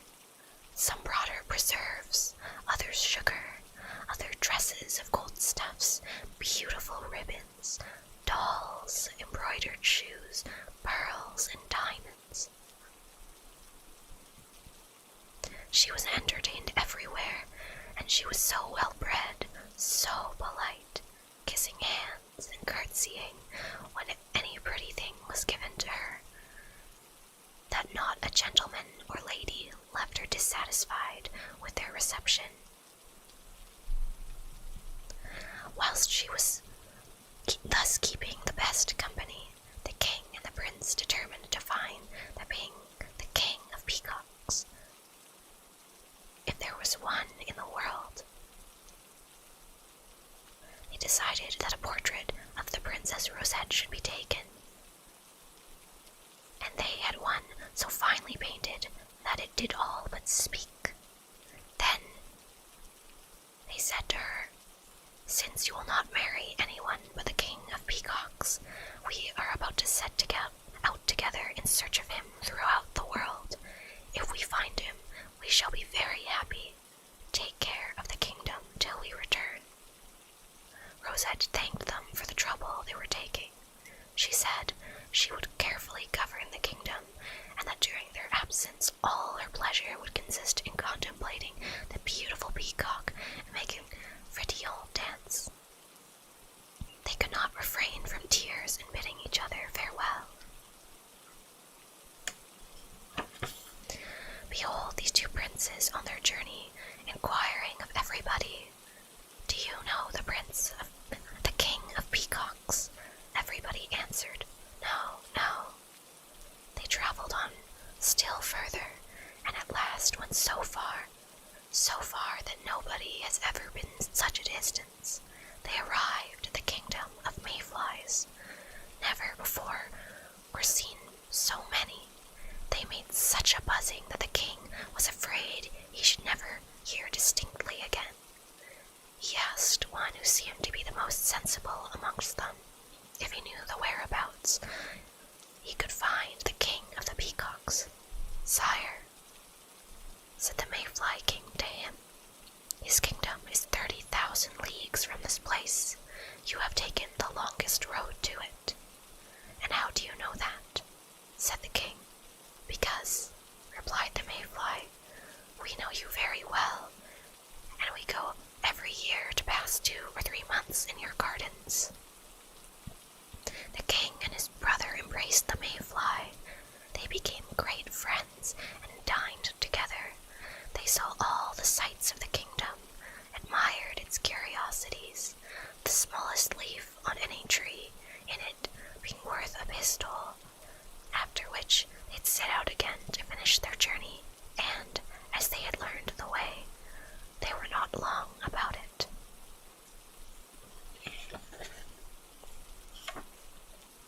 They saw all the trees laden with peacocks, and every part of the kingdom so full of them that you could hear them scream and talk at a distance of 2 leagues. The king said to his brother, "The king of peacocks is a peacock himself. How does our daughter plan to marry him? We should be mad to consent. A pretty alliance she would inflict on us, some little Peacocks for nephews." The prince was no less troubled by it. "It is a most unfortunate whim," said he, "that she has taken into her head. What could have induced her to imagine that there was a king of peacocks in the world?" When they arrived at the principal city, they perceived it was full of men and women, but they were dressed in clothes made out of peacocks' feathers, and wore a profusion of them everywhere as fine ornaments. They met the king, who was driving out in a fine little coach of gold and diamonds, drawn by 12 peacocks, fully caparisoned. The king of the peacocks was so handsome, that the king and prince were charmed by him. He had long, curly hair, an exceedingly fair complexion, and wore a crown of feathers from the tail of a peacock. When he saw the 2 brothers, he judged that, as their dresses were of a different fashion to those worn by the people of the country, they must be foreigners, and to ascertain the fact, he stopped his coach and ordered them to be called before him. The king and the prince approached him, and having made their obeisance, said to him, "Sire, we have come from a great distance to show you a beautiful portrait." They took out of their portmanteau the grand portrait of Rosette. When the king of peacocks had examined it attentively, "I cannot believe," said he, "that there is such a beautiful maiden in the world." "She is 100 times more beautiful," said the king. "Her brother." "Oh, you are jesting," replied the king of the peacocks. "Sire," said the prince, "there is my brother, who is a king as well as you. He is styled the king, and I am called the prince. Our sister, of whom this is the portrait, is the Princess Rosette. We come to ask you if you will espouse her. She is beautiful and very virtuous, and we will give you a bushel of golden crowns." "Yes, truly," said the king, "I will marry her with all my heart. She shall lack nothing. At my court I will love her excessively, but I declare to you that I expect that she is as handsome as her portrait, and that, if it flatter her in the slightest degree, I will put you to death." "Well, we consent," said the 2 brothers of Rosette. "You consent," rejoiced the king, "then to prison with you, and there remain until the princess shall arrive." The princess made not the slightest difficulty, for they were perfectly certain that Rosette was handsomer than her picture. When they were in the prison of the king of the peacocks, he had them admirably attended to, and frequently wanted to see them, keeping in his own castle the portrait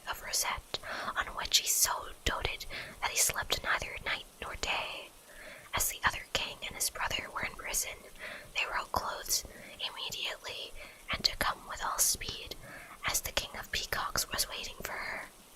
They did not tell her they were prisoners for fear of alarming her.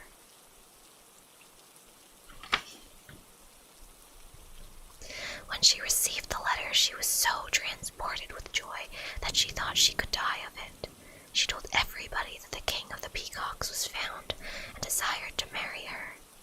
They kindled bonfires, fired guns, pew-pew, and made feasts of sweetmeats and sugar throughout the kingdom. Everyone who came to see the princess during 3 days had given them a slice of bread and butter with jam on it, some wafers, and a glass of Hypocras wine. After she had been thus liberal, she left her beautiful dolls to her best friends and her brother's kingdom in the hands of the wisest old man in the city. She strongly enjoyed them take great care of everything, to spend very little and save up money against the king's return. She begged them to preserve her peacock and would take nobody with her but her nurse, her foster sister, and her little dog, Freddio. They put to sea in a boat, taking with them the bushel of gold crowns and clothes enough to change their dress twice a day for 10 years. They did nothing but laugh and sing. The nurse asked the boatman, Are we nearing the kingdom of the Peacocks? He answered, No, no. Another time she asked him, Are we nearing? He answered, We shall be soon. We shall be soon. A third time she said to him, Are we nearing? He answered, Yes, yes. And as soon as he had said so, she went to the end of the boat, seated herself beside him, and said to him, If thou choosest, thou shalt be rich forever. He answered, I should like it very much. If thou choosest, she continued, thou shalt gain some good pistols. I desire nothing better, replied he. Well, said the nurse, thou must help me then tonight, when the princess is asleep, to throw her into the sea. As soon as she is drowned, I will dress my daughter in the princess's fine clothes, and we will conduct her to the King of the Peacocks, who will be happy to marry her, and for thy reward we will load thee with diamonds. The boatman was very surprised at the nurse's proposition. He said it was a pity to drown so handsome a princess, that she had excited his compassion, but the nurse produced a bottle of wine that made him drink so much that he could no longer refuse her anything. As soon as it was dark, the princess lay down as she was wont. Little Fredillon was snuggling at the bottom of the bed, moving neither foot nor paw. Rosette was sleeping soundly, when the wicked nurse, who was wide awake, went to fetch the boatman. She led him into the princess's cabin. Then, without disturbing her, they took her up with a feather bed mattress, sheets, and counterpane. The foster sister helped them with all her might, and flung the whole into the sea, and the princess was so fast asleep that she never woke. Oh no! But by good fortune, the feather bed was stuffed with the feathers of a phoenix, which are very rare, and possess the property of never sinking in the water, so that she floated on her bed just as if she'd been in a boat. The water, however, gradually wetted first the feather bed and then the mattress, and Rose, being incommoded by it, turned side to side and roused Fredillon. He had an excellent nose, and smelt the soles and the codfish so close to him that he began to bark, and bark so much that he woke all the rest of the fish. They began to swim about, the great fish running their heads against the bed of the princess, which, having nothing to steady it, spun round and round like a whirligig. She was very much surprised. Has her boat taken to dance on the water? Said she, I have never been so uncomfortable as tonight, and still Fredillon kept barking, "Rrr, rrr, rrr, rrr," and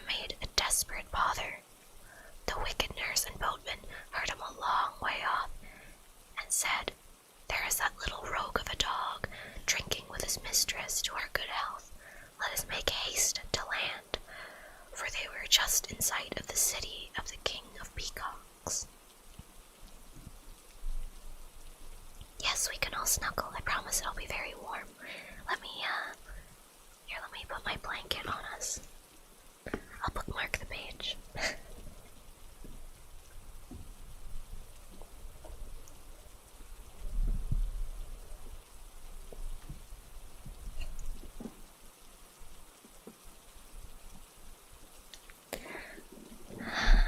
There we go. So comfy.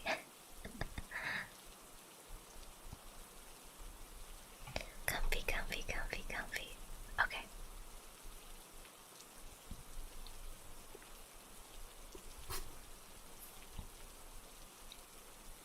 Let me turn the page, sorry. Okay, yeah.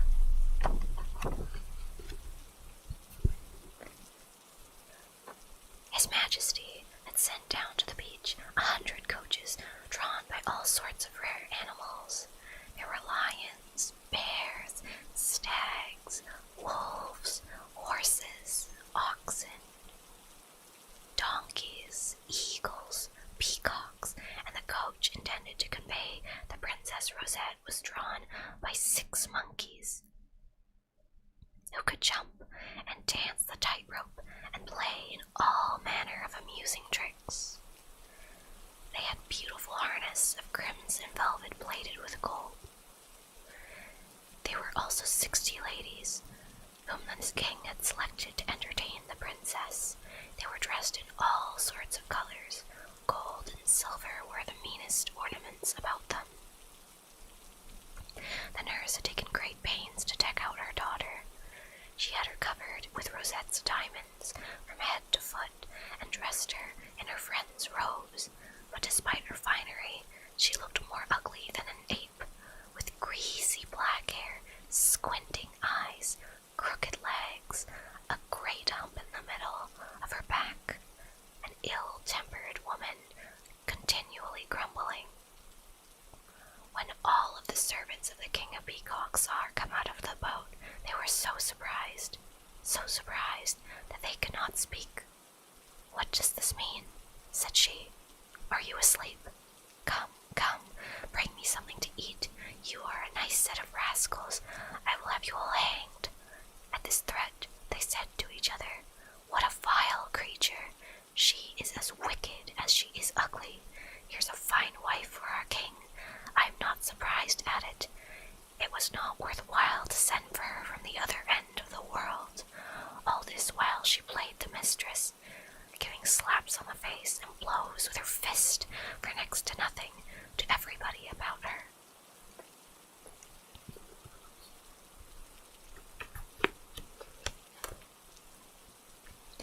As her train was very numerous, she proceeded slowly. She sat in a coach by... Sorry, sometimes I suddenly forget where I am when I'm reading.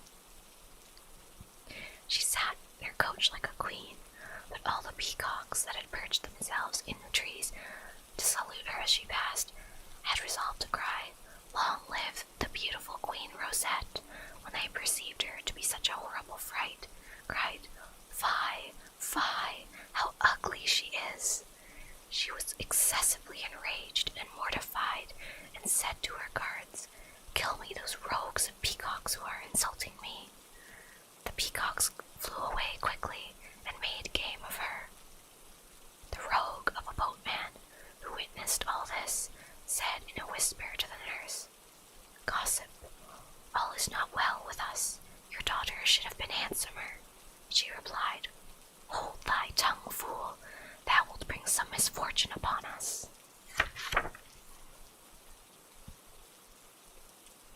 Konharpy, I see some familiar and some new faces coming into the chat right now, and while I don't want to pause for too long and say hi, I do want to say hello to everyone, and I hope you're doing well, and I hope you're having a wonderful evening or day.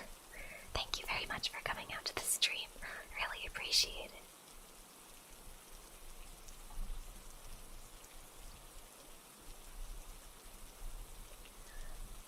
Alright. They sent to inform the king that the princess was approaching. "Well," said he, "have her brothers told me the truth? Is she more beautiful than her picture?" "Sire," they replied, "it is quite sufficient for her to be as handsome." said the king. "I shall be perfectly satisfied with that. Let us go and see her." For he knew by the great noise they were making in the court that she had arrived, and he could not distinguish anything they were saying except, "Fie, fie, how ugly she is." He thought they must be speaking of some dwarf or animal she might have brought with her, for it never could have entered his head that it actually applied to herself. The portrait of the princess was carried at the end of a long staff, uncovered, and the king walked in solemn procession after it, with all his barons and all his peacocks, followed by the ambassadors from the neighboring kingdoms. The king of the peacocks was exceedingly impatient to see his dear Rosette. Mercy!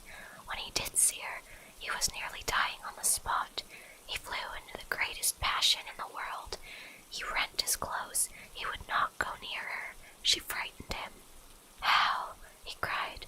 "The two scoundrels I hold in prison are bold indeed to have made sport of me, and to have proposed to me to marry a baboon like that. They shall die. Go, lock up that impertinent girl, her nurse, and the fellow who brought them hither. Fling them into the lowest dungeon of my great tower." On the other hand, the king and his brother, who were prisoners, and who knew the day on which their sister ought to arrive, had put on their best clothes to receive her. Instead of opening their prison and setting them at liberty as they had hoped, the jailer came in with some soldiers and made them descend into a cell perfectly dark, full of horrible reptiles, where they were up to their necks in water. Nobody was more astonished or more miserable. "Alas," they cried to each other, "this is a sad wedding for us." What can have brought so great a misfortune upon us?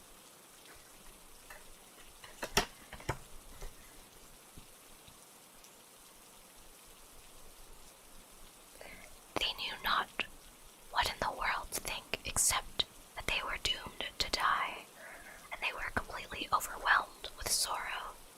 They knew not what in the world to think, except that they were doomed to die. That they were doomed to die. 3 days passed without their hearing a word. At the end of the 3 days, the king of peacocks came and insulted them through a hole in the wall. "You've assumed the titles of king and prince," he cried to them, "in order to impose upon me and engage me to marry your sister, but you are nothing better than vagabonds, who are not worth the water you drink. I will find judges for you, who will quickly try and sentence you. The rope is already twisting, which shall hang you both." "King of the peacocks," replied the king in a great wrath, "less be hasty in this matter, for you may have cause to repent. I am a king as surely as you are one. I have a fine kingdom, robes, crowns, and good money. It is a fine joke for you to be talking of hanging us. Have we stolen anything from you, pray?" When the king heard him speak so boldly, he knew not what to think, and he was tempted at times to let them go with their sister and not put them to death. But his confidant, who was a downright courtier, engaged him, saying that if he did not take vengeance on them, everyone would laugh at him, and everyone would think him a mean, petty sovereign, not worth a groat. He swore that he would not forgive them, and ordered their trial to take place. It did not last long. It was only necessary to exhibit the portrait of the real Princess Rosette by the side of the person who had presented herself under that title.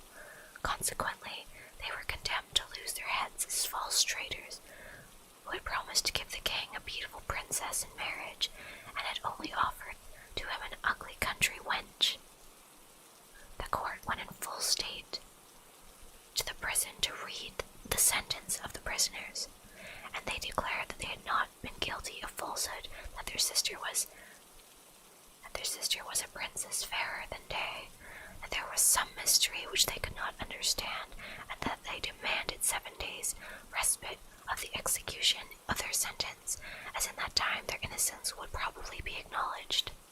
The king of the Peacocks, who was greatly incensed, was very loth to grant them this favor, but eventually he consented.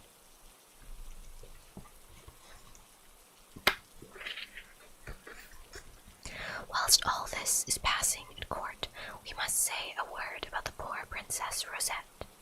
When day broke, she was greatly astonished, and Fretillon also, to find themselves in the middle of the sea without boat or assistance. She began to cry and wept so bitterly that all the fishes pitied her. She knew not what to do or what to become of her. Assuredly, said she, I have been thrown in the sea by the order of the king of the Peacocks. He had repented his promise to marry me, and to get fairly rid of me, has ordered me to be drowned. What an extraordinary man, she continued. I should have been so fond of him, we should have lived so happily together. Thereupon she wept more bitterly, for she could not help loving him.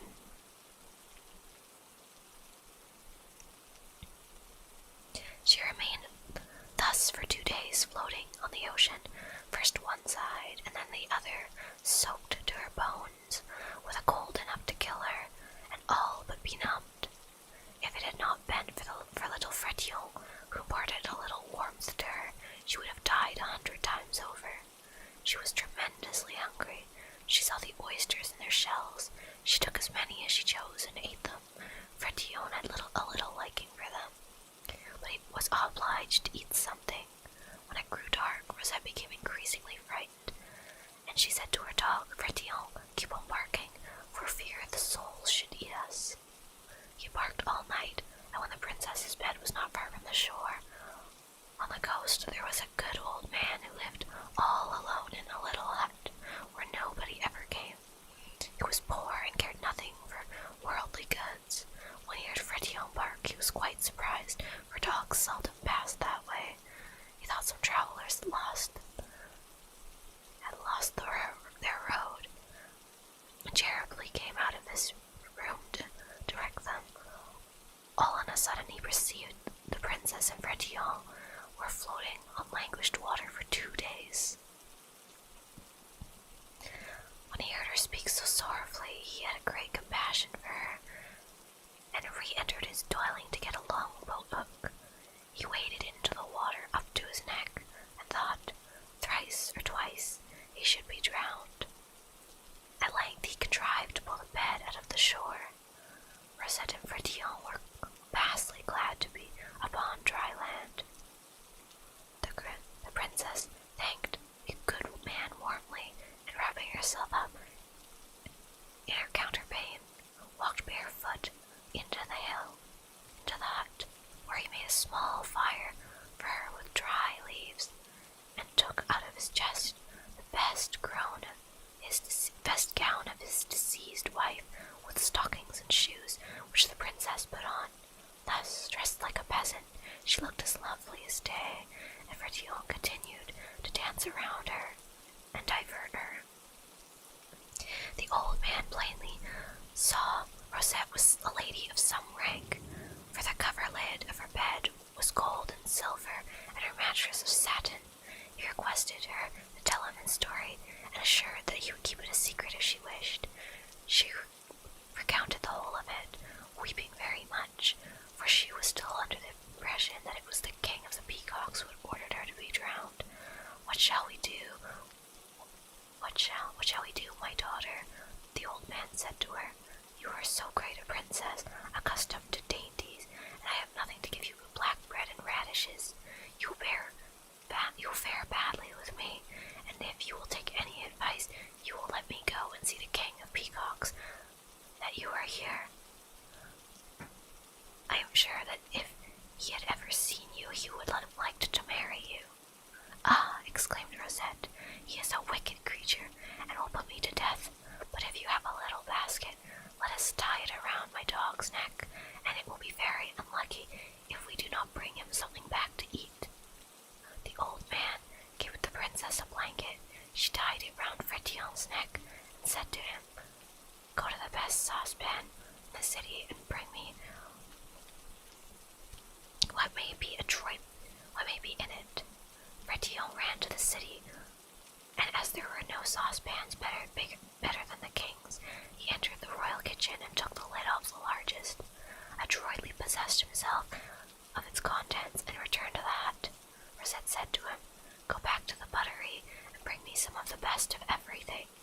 Fredillon returned the battery and filled his basket with white bread, muscatel wine, and all sorts of fruits and preserves. He was so laden that he could hardly read. When the king of the Peacocks called for dinner, there was nothing in the saucepan or in it buttery. The servants stared at each other, and the king was in a fearful rage. "Very well," he said, "there is no dinner for me, but take care that Split is putting us down this evening, and that I have something very good roasted." One evening arrived, the princess said to Fredillon, "Go to the city, enter the best kitchens, and bring me some nice roast meat." Fredillon did as his mistress ordered, and knowing no better kitchen than the king's, stole it softly, while the cook's backs were turned, and took all the roast meat off the spit, so nicely done that the mere sight of it gave you an appetite. He brought his basket home quite full to the princess. She sent him back immediately to the buttery, and he returned with all the royal preserves and sweetmeats. The king, who had not dined enough, besides being very hungry, desired to sup early, but there was nothing to set before him. He put himself into an awful position and went to bed supperless. The next day at dinner, supper time wasn't exactly the same, so the king was without eating or drinking, because when he was ready to sit down at a table, it was discovered that everything had been carried off. His confidant, greatly disturbed, fearing what the king would do,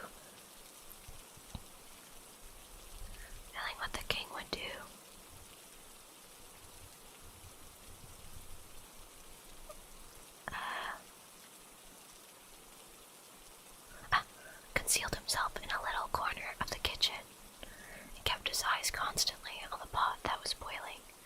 He was much surprised to see a little green dog with one ear very, very softly take off the cover and put all the meat in the basket.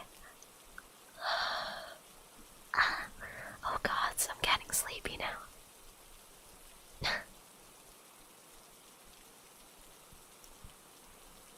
He followed it to see where it went. He saw it go out of the city and followed it to the good old man's. The king was much astonished. He ordered the man to be brought before him. The confidant, to pay court to the king, determined to go himself with the archers of the guard. They found the old man dining with the princess upon the king's boiled meat. They seized and bound them with strong cords and secured Fredillon also. As soon as they arrived at the palace, the king was informed of it, who replied, "Tomorrow will be the 7th and last day. I grant it to those impudent impostors. They shall die with these thieves who have stolen my dinner." So saying, he entered the hall of justice. The old man fell on his knees and said he would confess everything. While he was speaking to the king gazed on the beautiful princess and pitied her tears, but when the good man declared she was Princess Rosette, who had been thrown in the sea, notwithstanding the king was so weak and faint for want of food, he jumped 3 times for joy, ran and embraced her, and untied the cords with which she was bound, assuring her that he loved her with all her heart. At the same time, the princes were sent for, imagining that it was for their execution, approached very sadly, hanging down their heads. The nurse and her daughter were also brought out. When they looked at each other, a general reaction took place. Rosette threw herself on the necks of her brothers. The nurse, her daughter, and the boatman flung themselves on their knees and prayed for mercy. The joy was so great that the king and the princess forgave them. The good old man was richly rewarded and lived the rest of his days in peace in the palace. The nurse restored Rosette to her rich clothes and her bushel of golden crowns,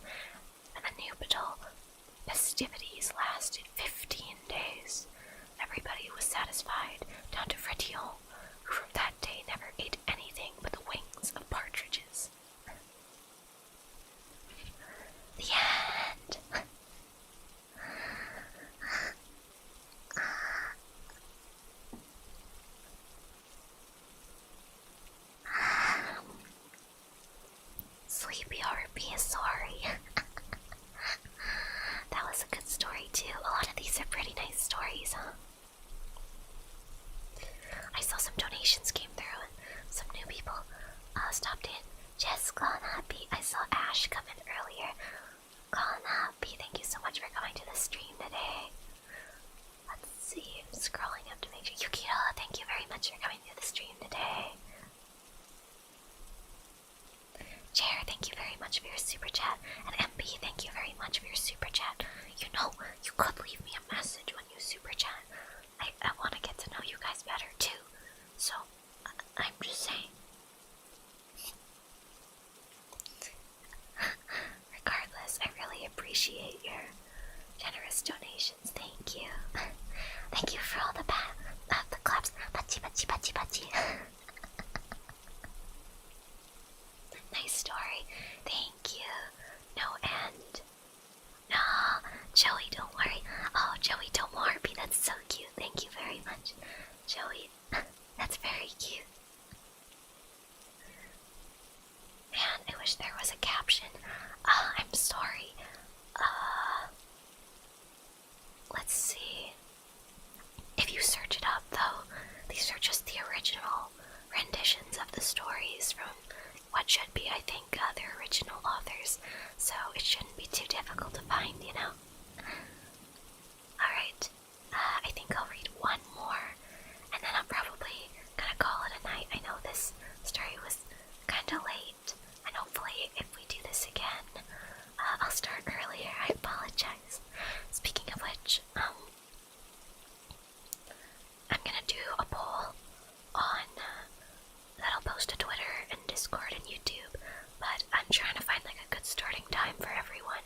6 seems to be pretty good. 6 p.m. BST.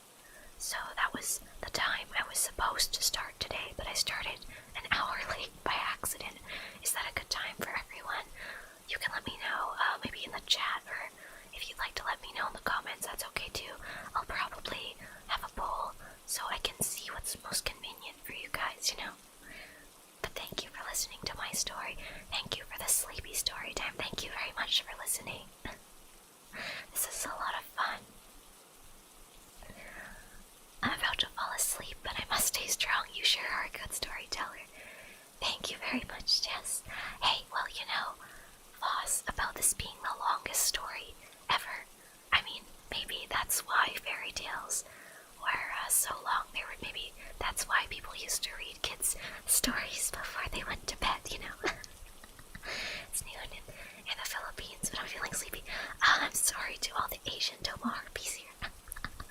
I wonder how many are asleep that have the stream on in the background. It's noon. Kia. Anytime in the evening seems to work well. Yeah, 6 is good. 1 is good. Sadly, I can't sleep. No, I'm sorry to hear that. Oh, that's why you started it earlier. Early. What? Well, a little bit, but I had to go see the doctor today because I've had a bit of a sore throat. That's why I had to start the stream late. 5 to 6 PST. It's okay, I'll sleep in the afternoon. You know what? I would never complain about having a nap in the afternoon, personally. Although, you might mess up your sleep schedule.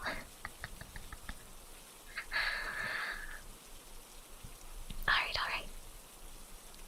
Okay, we'll read one more, and then I feel like I'm getting tired. I'm so warm, and we're cuddling so close. It's so nice. You know, it's so nice to cuddle. I haven't cuddled in a long time. You can hear me rubbing my wings together, sorry. I feel a little nervous, so... But it's so comfy being here with you. So, I guess what I'm trying to say is... Thanks for listening to my stories and being here with me. Thank you.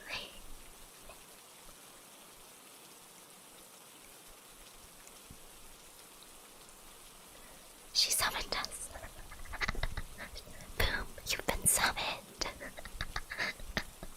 Okay. Alright, let's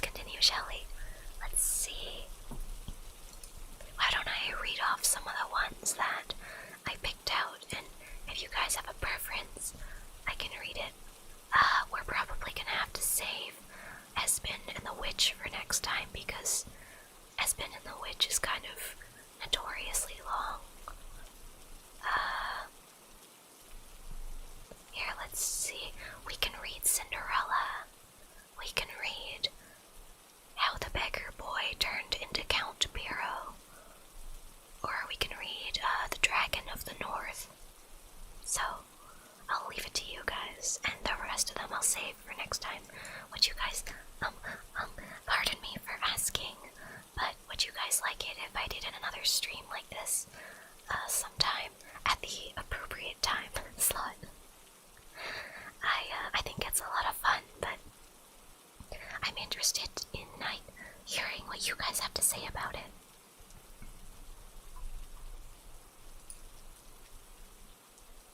Cuddling is nice. Yeah! Amaran Konharpy, thank you for coming to the stream today. Doomguy, thank you for also coming to the stream today. I really appreciate it.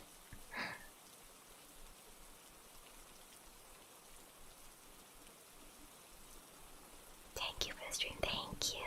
I'm loving the stories you've read. Thank you. I really... Well, I mean, if you like them, that's what's important, I think. The original Cinderella...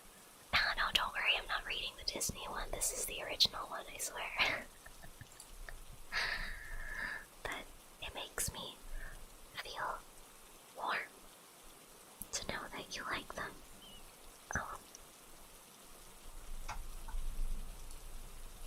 So, thanks for listening. Or something. Maybe we should just continue with the book. You know?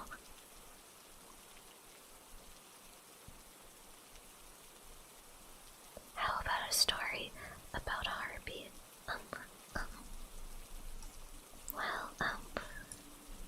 I'd love to, but I'll try to find maybe some Greek myths or something that I can read to you guys.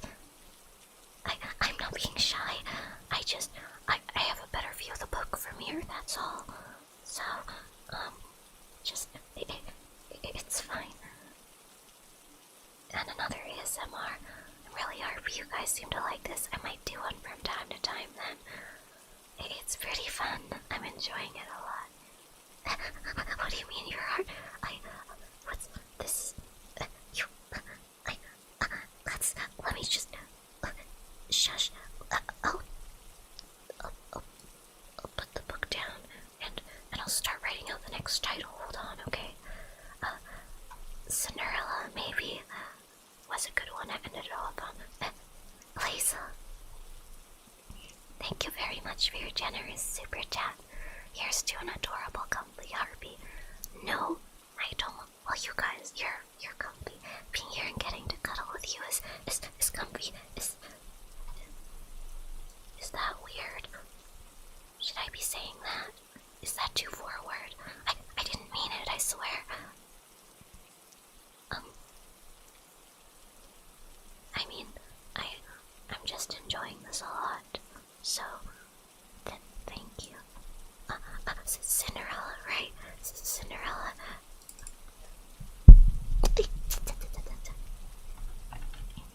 Sorry, I'm not used to having the mic arm yet. That's not how you spell it. Okay, we'll end up with Cinderella then. So, anyways, Steve, thank you very much for your generous super chat. Your blushing is making me blush. I'm not blushing. You guys are being ridiculous. Look, I'm not blushing at all. Tell my Harpies, I swear. You guys are so weird. Okay, Cinderella, right?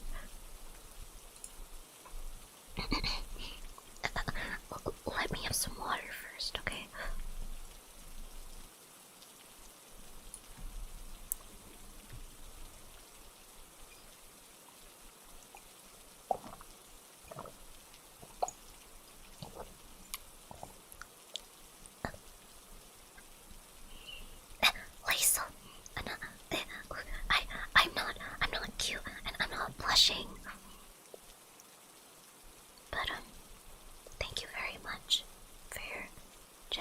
super chat. I really appreciate it.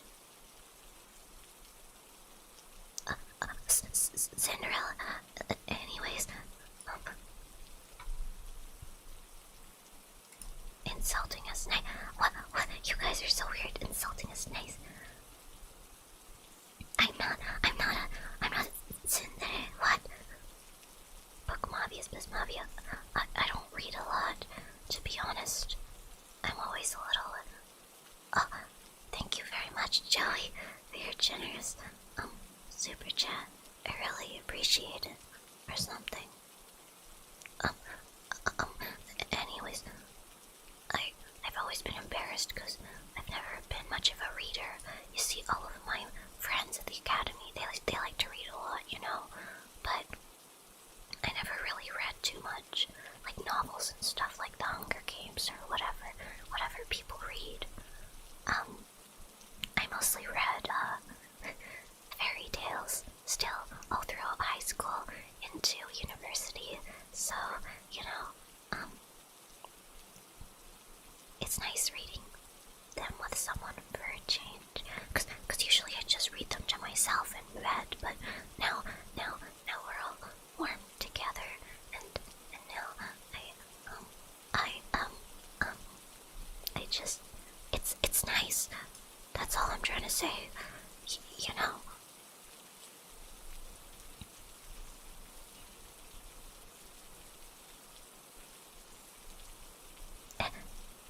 Dictionary. I actually have a dictionary on my desk here, but would you guys really like to hear me read out a dictionary? I feel like that would be boring. That's why I chose stories. Let me pour more water. Hold on. Let me put the book down. I am not blushing. That's ridiculous.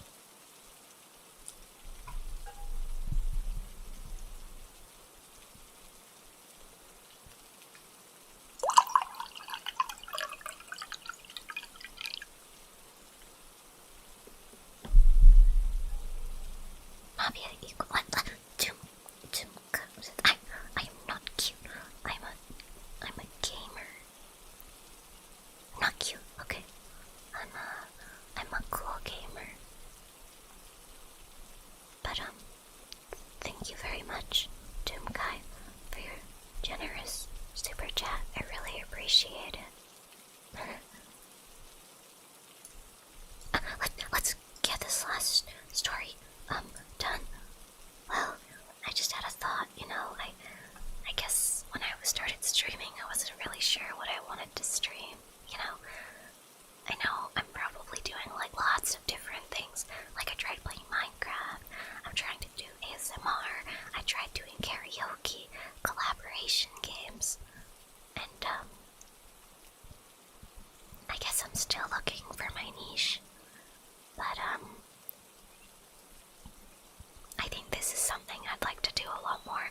I think Alchemist Simulator was probably my favorite game to stream so far, because, I don't know, I really enjoyed Resident Evil 2 for the story, but oh gods, do I get stressed out for more games. But you know what, like, I've really enjoyed what I've seen of it, and I'd still like to play some of the big releases as they come, and hopefully I can do my PC upgrades this weekend.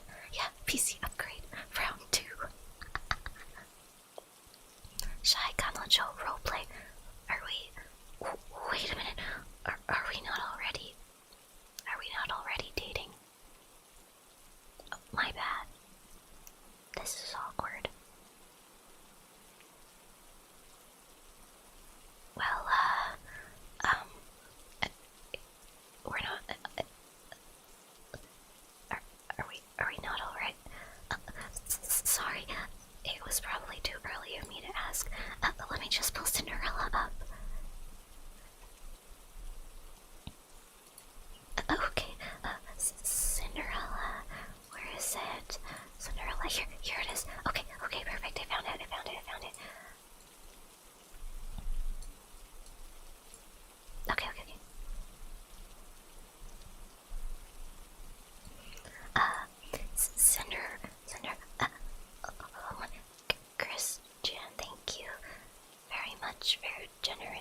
chat, is it really too hard to be both? I want to be cool, while you guys seem to be cool and play shooty games and play horror and stuff like that. I don't want to be like you guys. Or like, you're really good with computers. I think that's really cool. I wish I was good with computers. I want to learn lots of things from you, so if you don't mind,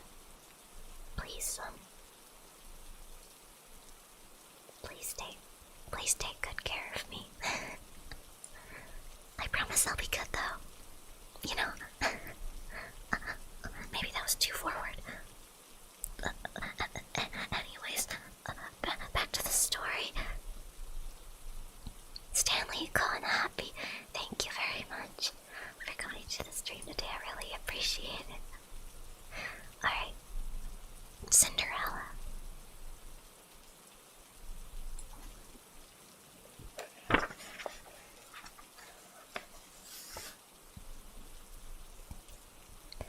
Once upon a time, there was a gentleman who married, for his second wife, the proudest and most haughty woman that was ever seen.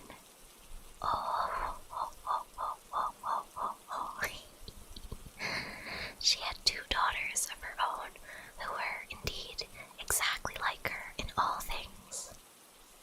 The gentleman also had a young daughter, of rare goodness and sweetness of temper, which she took from her mother, who is the best creature in the world. The wedding was scarcely over when the stepmother's bad temper began to show itself. She could not bear the goodness of this young girl because it made her own daughters appear the more odious. The stepmother gave her the meanest work in the house to do. She had to scour the dishes, tables, and to scrub the floors and clean out the bathrooms. The poor girl had to sleep in a garret, upon a wretched straw bed, while her sisters lay in fine rooms with inlaid floors, upon beds of the very newest fashion, and where they had looking glasses so large that they might see themselves at their full length. The poor girl bore all patiently, and dared not complain to her father, who would have scolded her if she had done so, for his wife covered him entirely. He's a simp.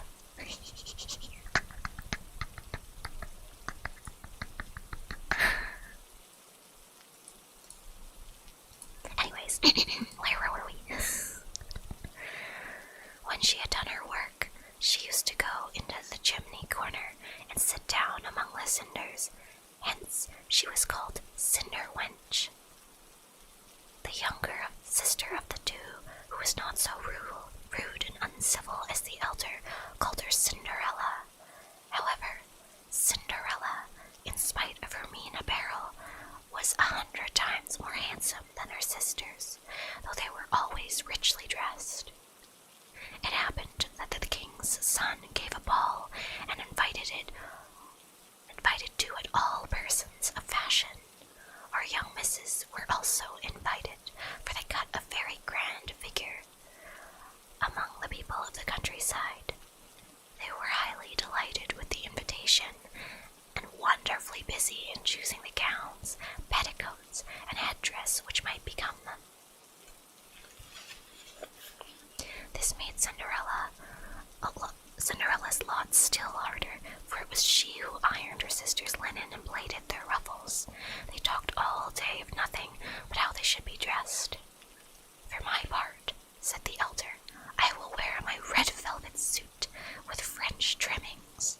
And I, said the younger, shall wear my usual skirt, but then, to make amends for that, I will put on my gold-flowered mantle and my diamond stomacher, which is far from being the most ordinary one in the world.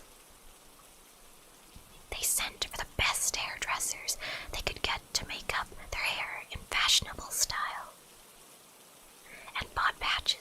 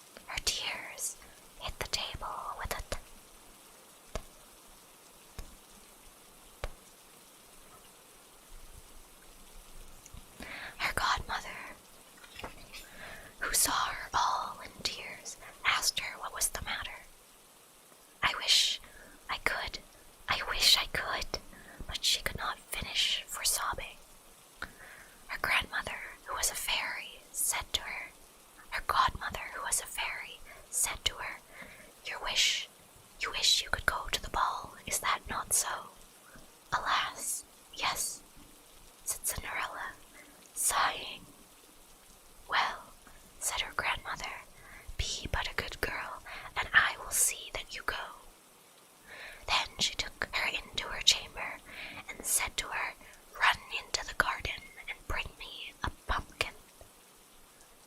Cinderella went at once to gather the finest she could get and brought it to her godmother, not being able to imagine how this pumpkin could help her go to the ball. Her godmother scooped out the inside of it, leaving nothing but the rind. Then she struck it with her wand. Tap, tap. And the pumpkin was instantly turned into a fine gilded coach. She then went to look into the mousetrap, where she found 6 mice, all alive. She ordered Cinderella to lift the trap door when, giving each mouse, as it went out, a little tap with her wand. It was at that moment turned into a fine horse, and the 6 mice made a fine set of 6 horses of a beautiful mouse-colored, dappled gray. Being at a loss for a coachman, Cinderella said, I will go see if there is not a rat in the rat trap. We may make a coachman of him.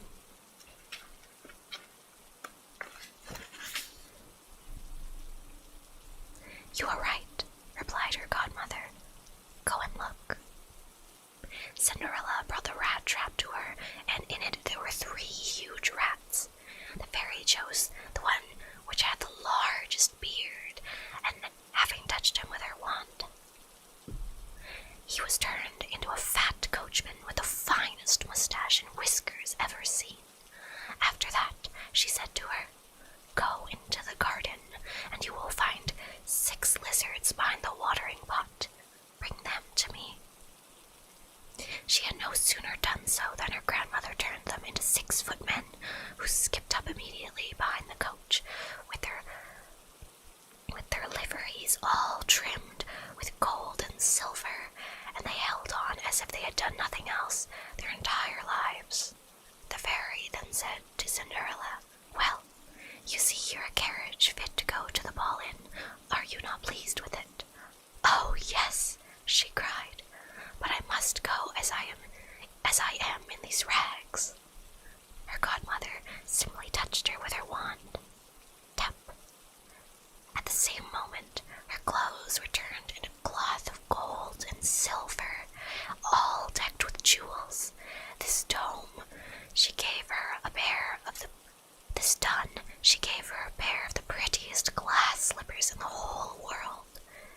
Being thus attired, she got into the carriage, her godmother commanding her, above all things, not to stay till after midnight, and telling her at the same time that if she stayed 1 moment longer, the coach would be a pumpkin again, her horses mice, her coachman a rat, and her footmen lizards, and her clothes would become just as they were before.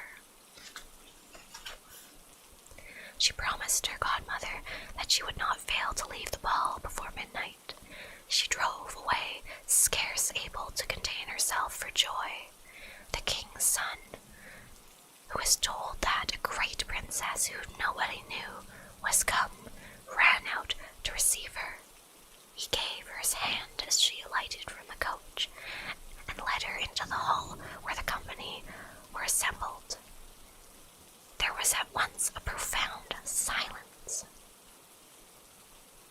Everyone left off dancing, and the violins ceased to play. So attracted was everyone by the singular beauties of the unknown newcomer. Nothing was then heard but a confused sound of voices saying, "Ah, how beautiful she is! How beautiful she is!" The king himself, old as he was, could not keep his eyes off her, and he told the queen under his breath that it was a long time since he had seen so beautiful and lovely a creature. All the ladies were busy studying her clothes and headdress, so that they might have theirs made the next day after the same pattern, provided they could meet with such fine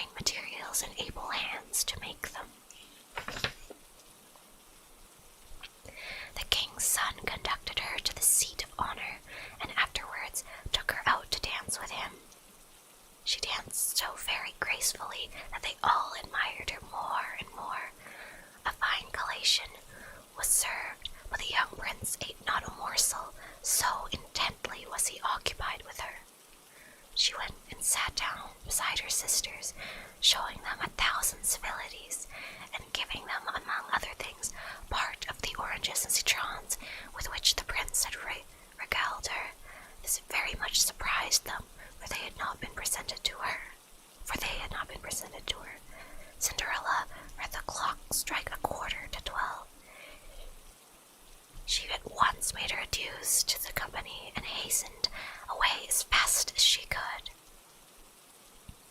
As soon as she got home, she ran to find her godmother, and, after having thanked her, she said she much wished she might go to the ball the next day because the king's son had asked her to do so. As she was eagerly telling her godmother all the things that happened at the ball, her two sisters knocked at the door. Cinderella opened it. "How long you have stayed," said she, yawning.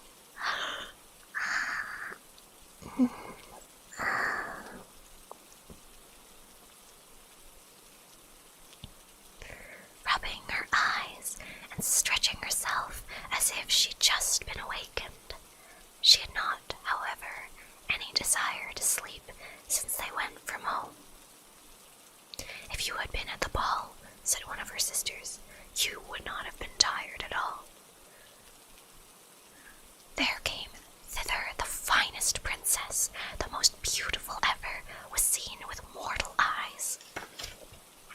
She showed us 1,000 civilities and gave us oranges and citrons. Cinderella did not show any pleasure at this. Indeed, she asked them the name of this princess, but they told her they did not know it, and that the king's son was very much concerned. He would give all the world to know who she was. At this, Cinderella, smiling, replied, "Was she then so very beautiful? How fortunate you must have been! Could I not see her? Ah, dear Miss Charlotte, do lend me your yellow suit of clothes, which you wear every day."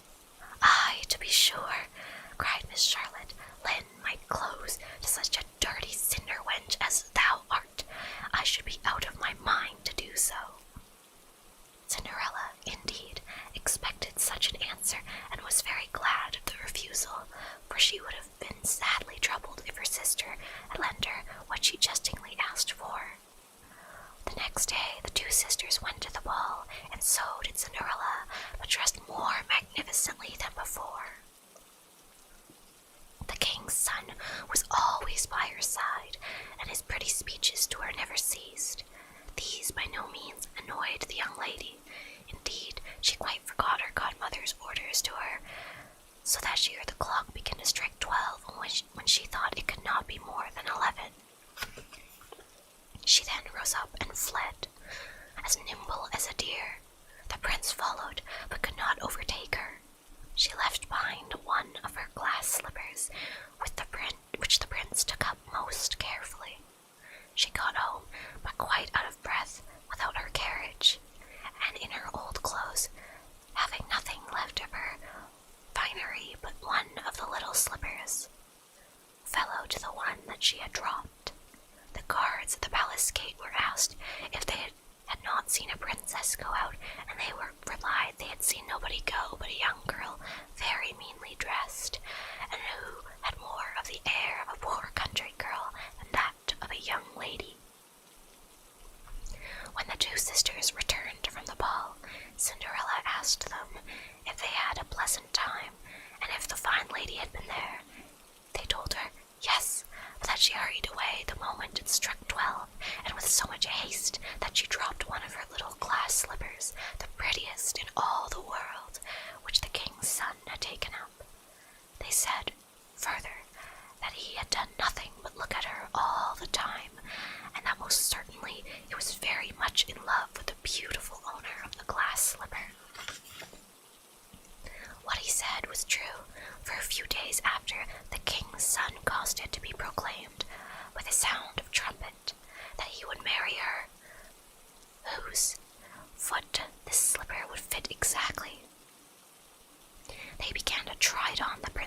ladies, then on the duchesses, and then on the ladies of the court, but all in vain. It was brought to the two sisters, who did all they possibly could to thrust a foot into the slipper, but they could not succeed. Cinderella, who saw this and knew her slipper, said to them, laughing, "Let me see if it will not fit me." Her sisters burst out laughing and began to banter her. The gentleman who was sent to try the slipper looked earnestly at Cinderella, and, finding her very handsome, said it was but just that she should try, and that he had orders to let every lady try it on. He obliged Cinderella to sit down, and, putting the slipper to her little foot, he found it went on very easily, and fitted her as if it had been made of wax. The astonishment of her two sisters was great, but it was still greater when Cinderella pulled out of her pocket the other slipper and put it on the other foot. Thereupon in came her godmother, who, having touched Cinderella's clothes with her wand, made them more magnificent than those she'd worn before.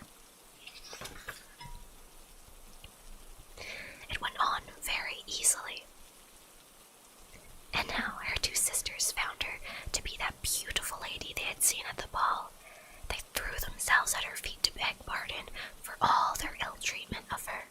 Cinderella took them up, and, as she embraced them, said that she forgave them with all her heart, and begged them to love her always.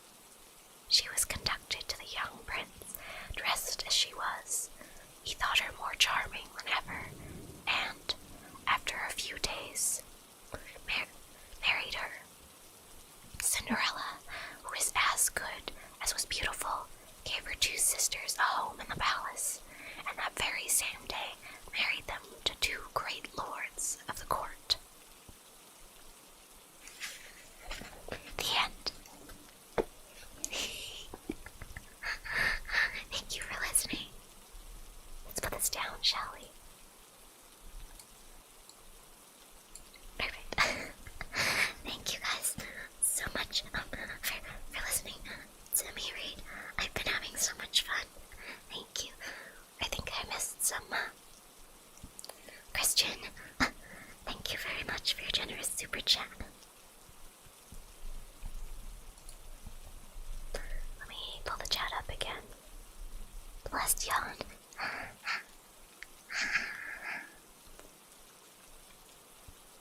I guess I'm sleepier than I thought, sorry. Moon Lagoon, Konharpy, welcome to the stream. Thank you so much for coming today. Cute Harpy laughed. Ninja Hunter, Konharpy, welcome to the stream. Thank you very much for coming today. I hope you're doing well. Thank you for all your claps. Patsy, patsy, patsy.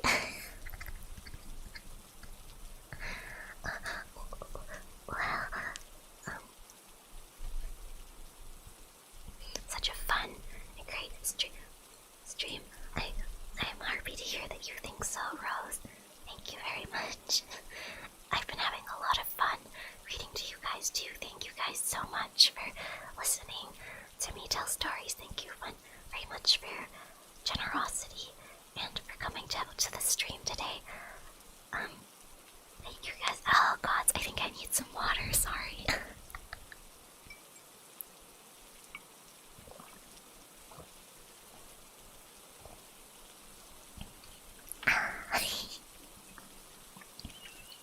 Maybe sometimes when we're VTubers we can make you sleep instead. I would like that very much, Cedric. Sleep well, Mavia. You guys too. Thank you guys so much for coming, and I hope you get a good rest tonight too, you know. Bye, Mama. Bye, Andy. What's happy? Thank you guys so much for coming. Thank you, Cedric, Yusaki, Blip, Miyomo, Shai-san, Aro, R0, Hito, Big Frogs, Shaps, Aiden, Dragon, Kel, Cronus, Leo, Ninja, Wang Nambu, thank you very much for coming. Oh, thank you for the fairy tale ASMR, more donos for the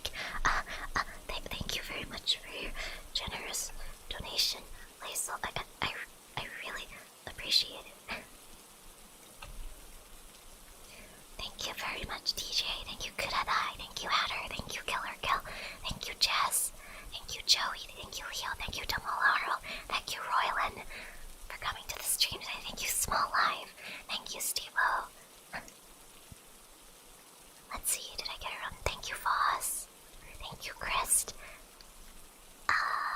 Thank you, Cronus, for coming. Thank you, Amarin, for coming to the stream today. Everyone, it really makes my day to know that you guys come out to the stream. I know, maybe fewer people could come out today because it was kind of late. But, I'll have the poll up this weekend. I should have it up tonight, actually. I had an amazing week with all of you. I can't even begin to tell you guys how much fun I had this week. So, thank you. You know, I really, every day I sit here and I think, wow, you know, if I didn't take up VTubing, I wouldn't have met so many these amazing people. And I heard you guys, well, I'm always happy to hear that you guys are making friends amongst yourselves too, and I want to be friends with you guys too. If you'd like to chat sometimes I pop into the Discord. I always post announcements of when we go live for streams and stuff. But, I probably should be on tonight. I just kind of want to go lie down. I want to spread my wings on the bed and not move at all, you know. This is pure comfy. That means the world to me. Thank you. Cinderella. I saw Little Red Riding Hood. I'll see if I can read that one next time. I tried to choose stories with some happier endings because I know not all stories can end with happy endings, but I'd like to think that, you know, to go to bed, I just want you to be reassured that these are good, nice stories. And, like, maybe all the characters are going through a hard time, you know, but yet they brave through all these challenges and stay strong, and they have lots of wonderful people supporting them too. And I hope that's what you'll be like to Harpies. We all have each other, and you guys have me, and I have you. So, thanks.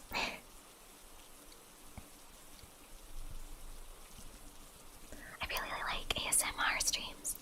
It's like a chill and relaxing break from you. You know what? I'm really happy to hear that. Thank you for coming, Stanley. Lots of happy. You're blushing. Oh wait, I'm really far behind in the chat. Oh no. Thank you very much. Bachi bachi bachi bachi.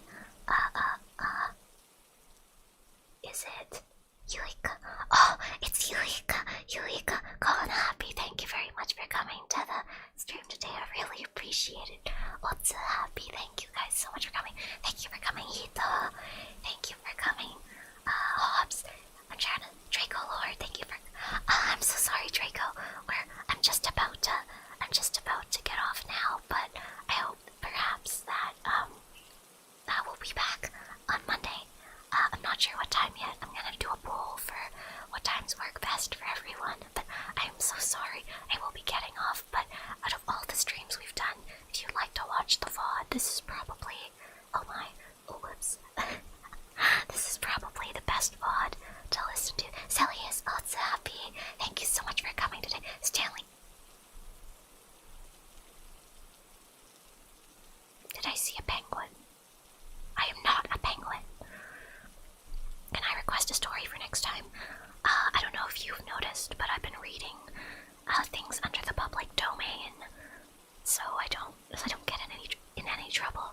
But sure, I'll make an actual YouTube post for it next time, and you guys can comment on stories you'd like to hear me read.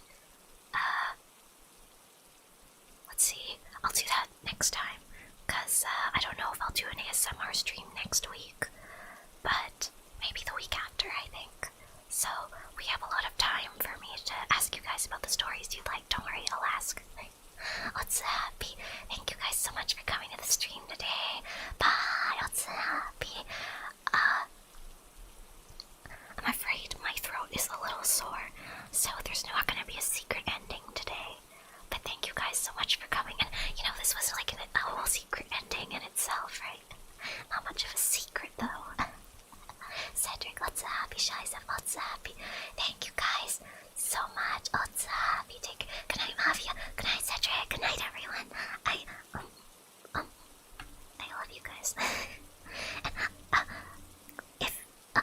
well, I was told that I should say this more often, so if it's not too much trouble, if you'd like to join some of my other streams at another time, I would really appreciate it if you liked this stream and subscribe to the channel, because I have a lot of really exciting things for milestones.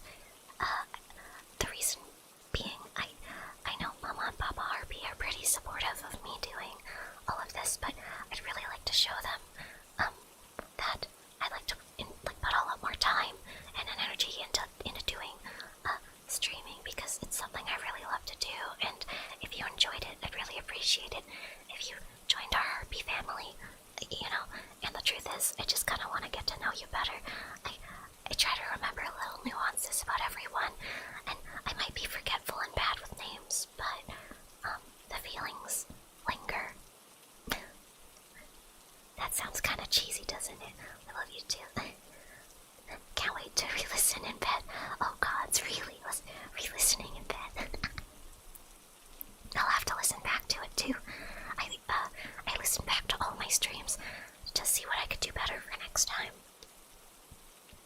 So, thank you guys so much. And if you haven't already, you can check out my Twitter, because I post more updates there. And or you can come join our Discord, because sometimes I like hang out with everyone. And you guys are so talented. I love seeing your streams in the self-promotion channel, or looking at your art, or music. You guys are so cool. If anything, I'm just really blessed to be able to get to know you guys.